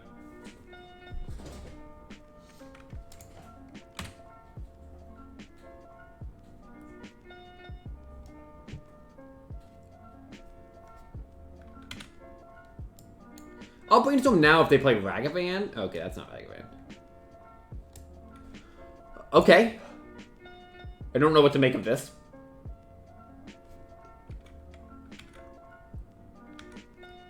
Ninjas?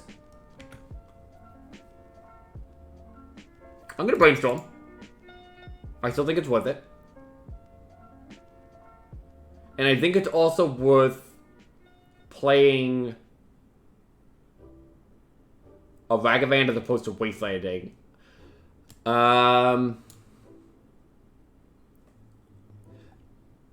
Yeah, pretty... I mean, this card's sweet. It seems like it probably has to be ninjas, right? Like... I don't know. I mean, Wasteland next is going to be good. I want to get the Ragavan in play, though. There's no way I'm playing Brooked Region ever, so... Well, not ever, but, like, anytime soon. So, let's just do this. I don't know if I'm blocking if they just attack. It feels like Moth Just Changeling might actually be more important to their plan than Ragavan is to mine. I don't know. If they play land and attack, I probably will block, because if my read is that they're ninjas, I'd rather prepare for that. But they can get one hit in. That's not a big deal. Okay.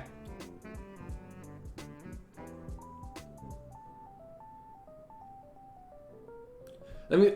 I know this card, but let me make sure I know what it does. Tap it, untap creature, it gains flying. Okay. So you can tap itself to give itself flying, but that doesn't really do anything.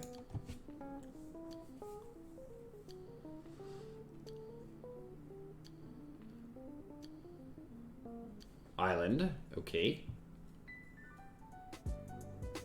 More changelings.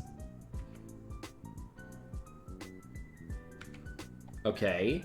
Well, I don't really feel... I could attack and then play another Ragavan. Hey, Adam, how's it going? I could just go bounce, but I don't really like that. I like attacking and playing another Ragavan and then Wastelanding. That sounds reasonable, because it makes my Ragavan better. Like my extra Ragavan better. I'm a little tied up on red mana.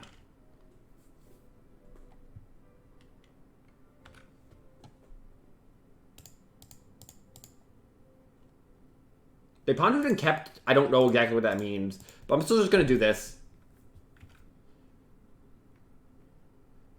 I don't know what we've walked into yet. I think it's ninjas. My guess is ninjas, but with like Monstrous Changeling as opposed to Changeling Outcast, I really don't know. This is the kind of thing that I accept losing to on the basis of complete lack of understanding. It's got to be ninjas. Well, Ornithopter. It's got to be.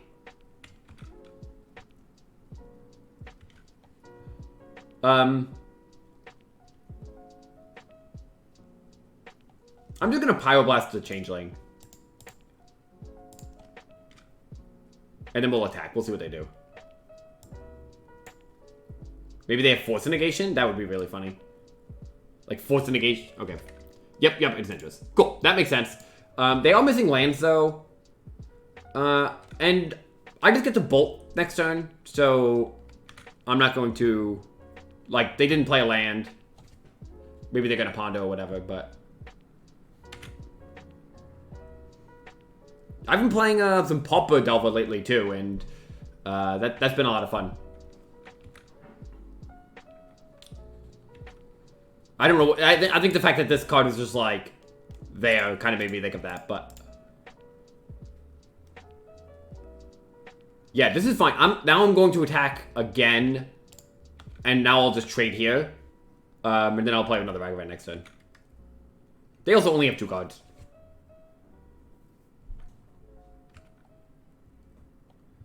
I'll dash Ragavan, I think.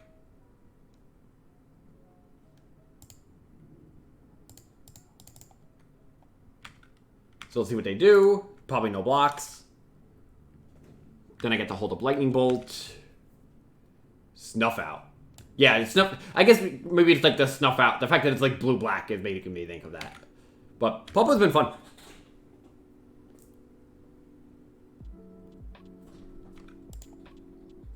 If they attack, obviously I'm just going to kill the ninja.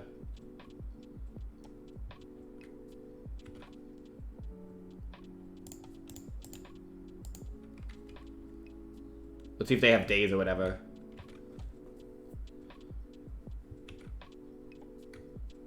I'm just gonna play Murktide Regent. It blocks their thing. Days is a good draw.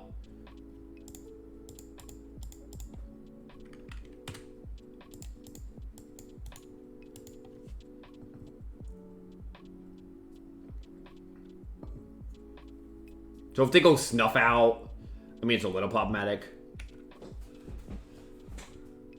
Another Murktide. They only have 2 gods in hand.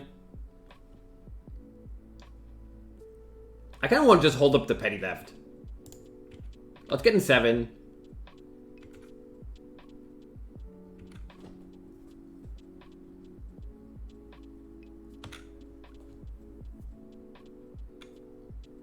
Red mana. So they have Ragavan too, I guess? So... I'm just gonna Petty Theft this now, so I don't have to Petty Theft the other thing.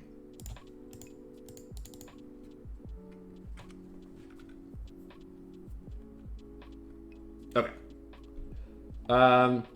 This seems a lot worse than changing Outcast. I understand it's blue, but it is a lot more effort to get that to be unblockable. Pyroblast for sure. Blazing Volley, Caracas, a Braid. I think a Braid's reasonable enough. Just like removal. Plus they usually have Retrofitter Foundries, right? So Force Negation is mediocre. True Name's good if I like can just straight up race them, which I don't know if that's a guarantee that I can do. And I'll bring up some forces. I don't think... Actually, I don't know if Force was good at all. Because what am I forcing? Removal? Like, I can't force the ninja. I think I'd rather just be as disruptive as possible, like, with my 1-mana answers. Ragavan seems good. Maybe Forcible's a little better in small quantities because they showed me red, so maybe they have Ragavan. And I just want to make sure I can protect myself from that. But I think with 4 Dazes and a million 1-mana cards, I should be okay.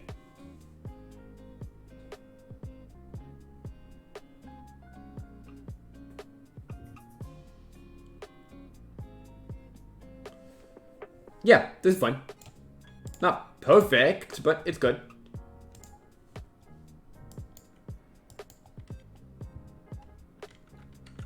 Yep. So if they don't have Snuff Out, Ragavan's going to be good. And that's actually a good draw, too. Snuff Out's the problem, for sure. Because that's going to let them do their ninja thing and interact with my Ragavan. But drawing Power Blast is nice. Retrofitter, that's okay. They get to make a 4/4. So they're gonna have some 4/4s. That's not a huge deal. Like, it's a little annoying, but I'm definitely just gonna braid. Well,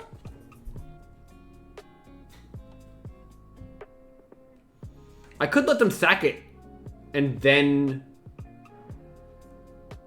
like, I'm gonna have to deal with this Foundry, but I could just let them sack it and get in a hit with Ragavan.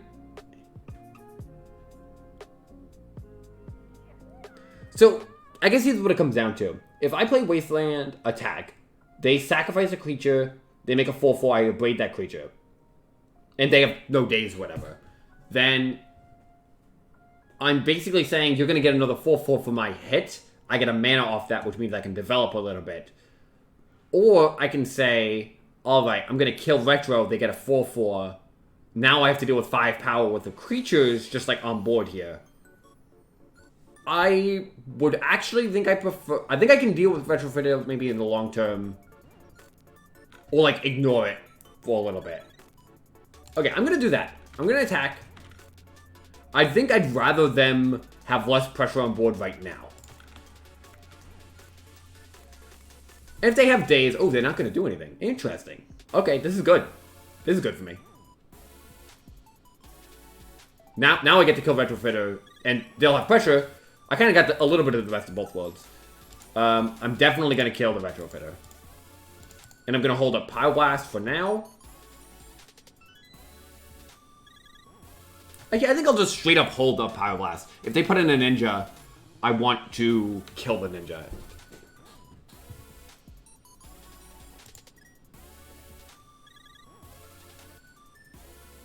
I don't have Force Wells in my deck. I'm gonna Brainstorm. I think I need to be efficient here.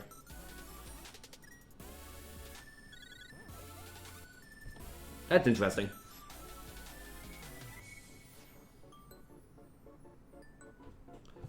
So I can go Expressive, and then whatever. I might just attack Ragavan into a 4/4. And trade...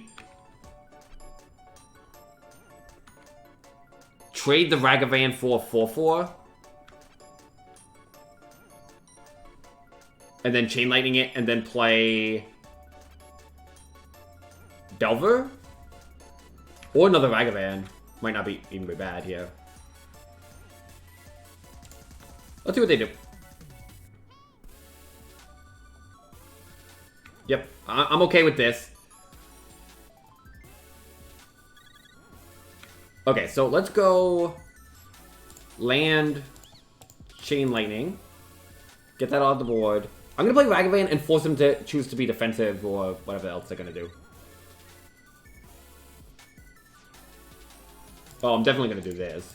I could have Wastelanded to play, but, like, they could have had days, right? So.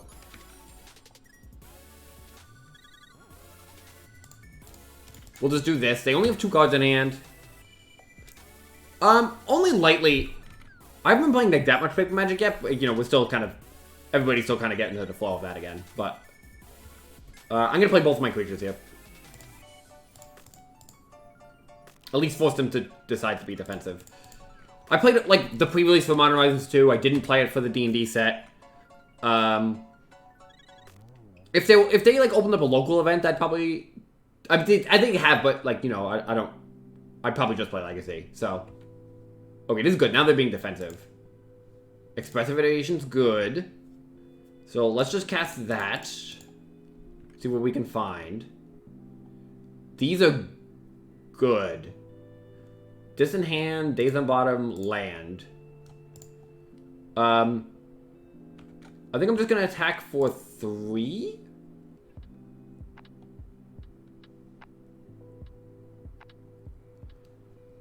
I'm really happy with the D&D set. I think it's really cool, and I've started playing D&D recently. So, like, the things are starting to resonate with me more, like, as opposed to a D&D player that having a thing introduced to Magic. It's a Magic player being introduced into D&D. So that's actually been pretty cool to see that stuff.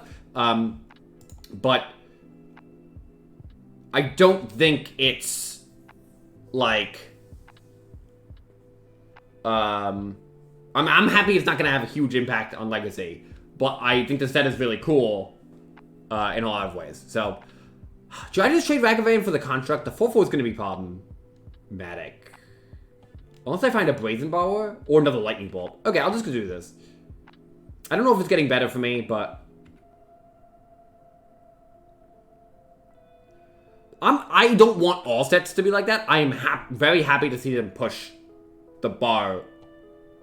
It's unfortunate that it's gone too far over the past 2 years. Like, it was just like 6 sets in a row or whatever. And that was not an extremely pleasant experience for us Eternal players, but I think it's boring to have it just never... I think it's boring to just like have nothing come out and never care about any cards, and it's just the same format for years. Because like it's cool to have new cards and exciting things going on. So I know I'm in the minority there with Legacy players, but Mok'Tai's an excellent draw. Excellent draw. Playing in the paper. I'm registered for the Legacy pit this fall. I don't know if I'm gonna go yet, and I still need to kind of figure out travel and room and stuff, and whether it's gonna fit my schedule, but I am signed up to go, for sure. What do I do here? I think I want to go Mok'Tai and then cast Ponder, so I'm just going to attack for 3.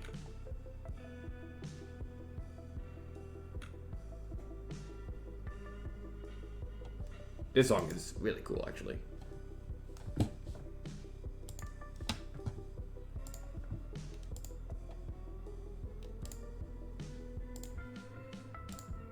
Don't attack.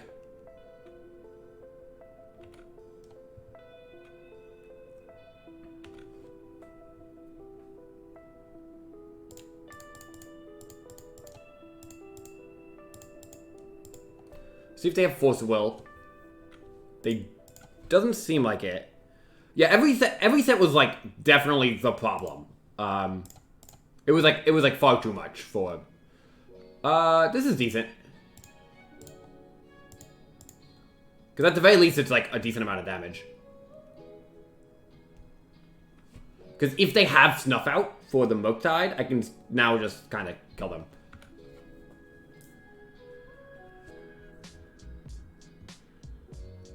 Shuffle, drew Swamp.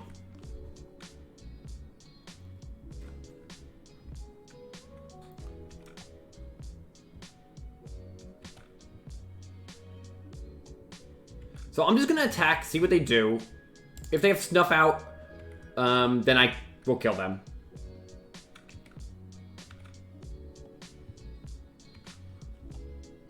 Or at least force them to have an answer.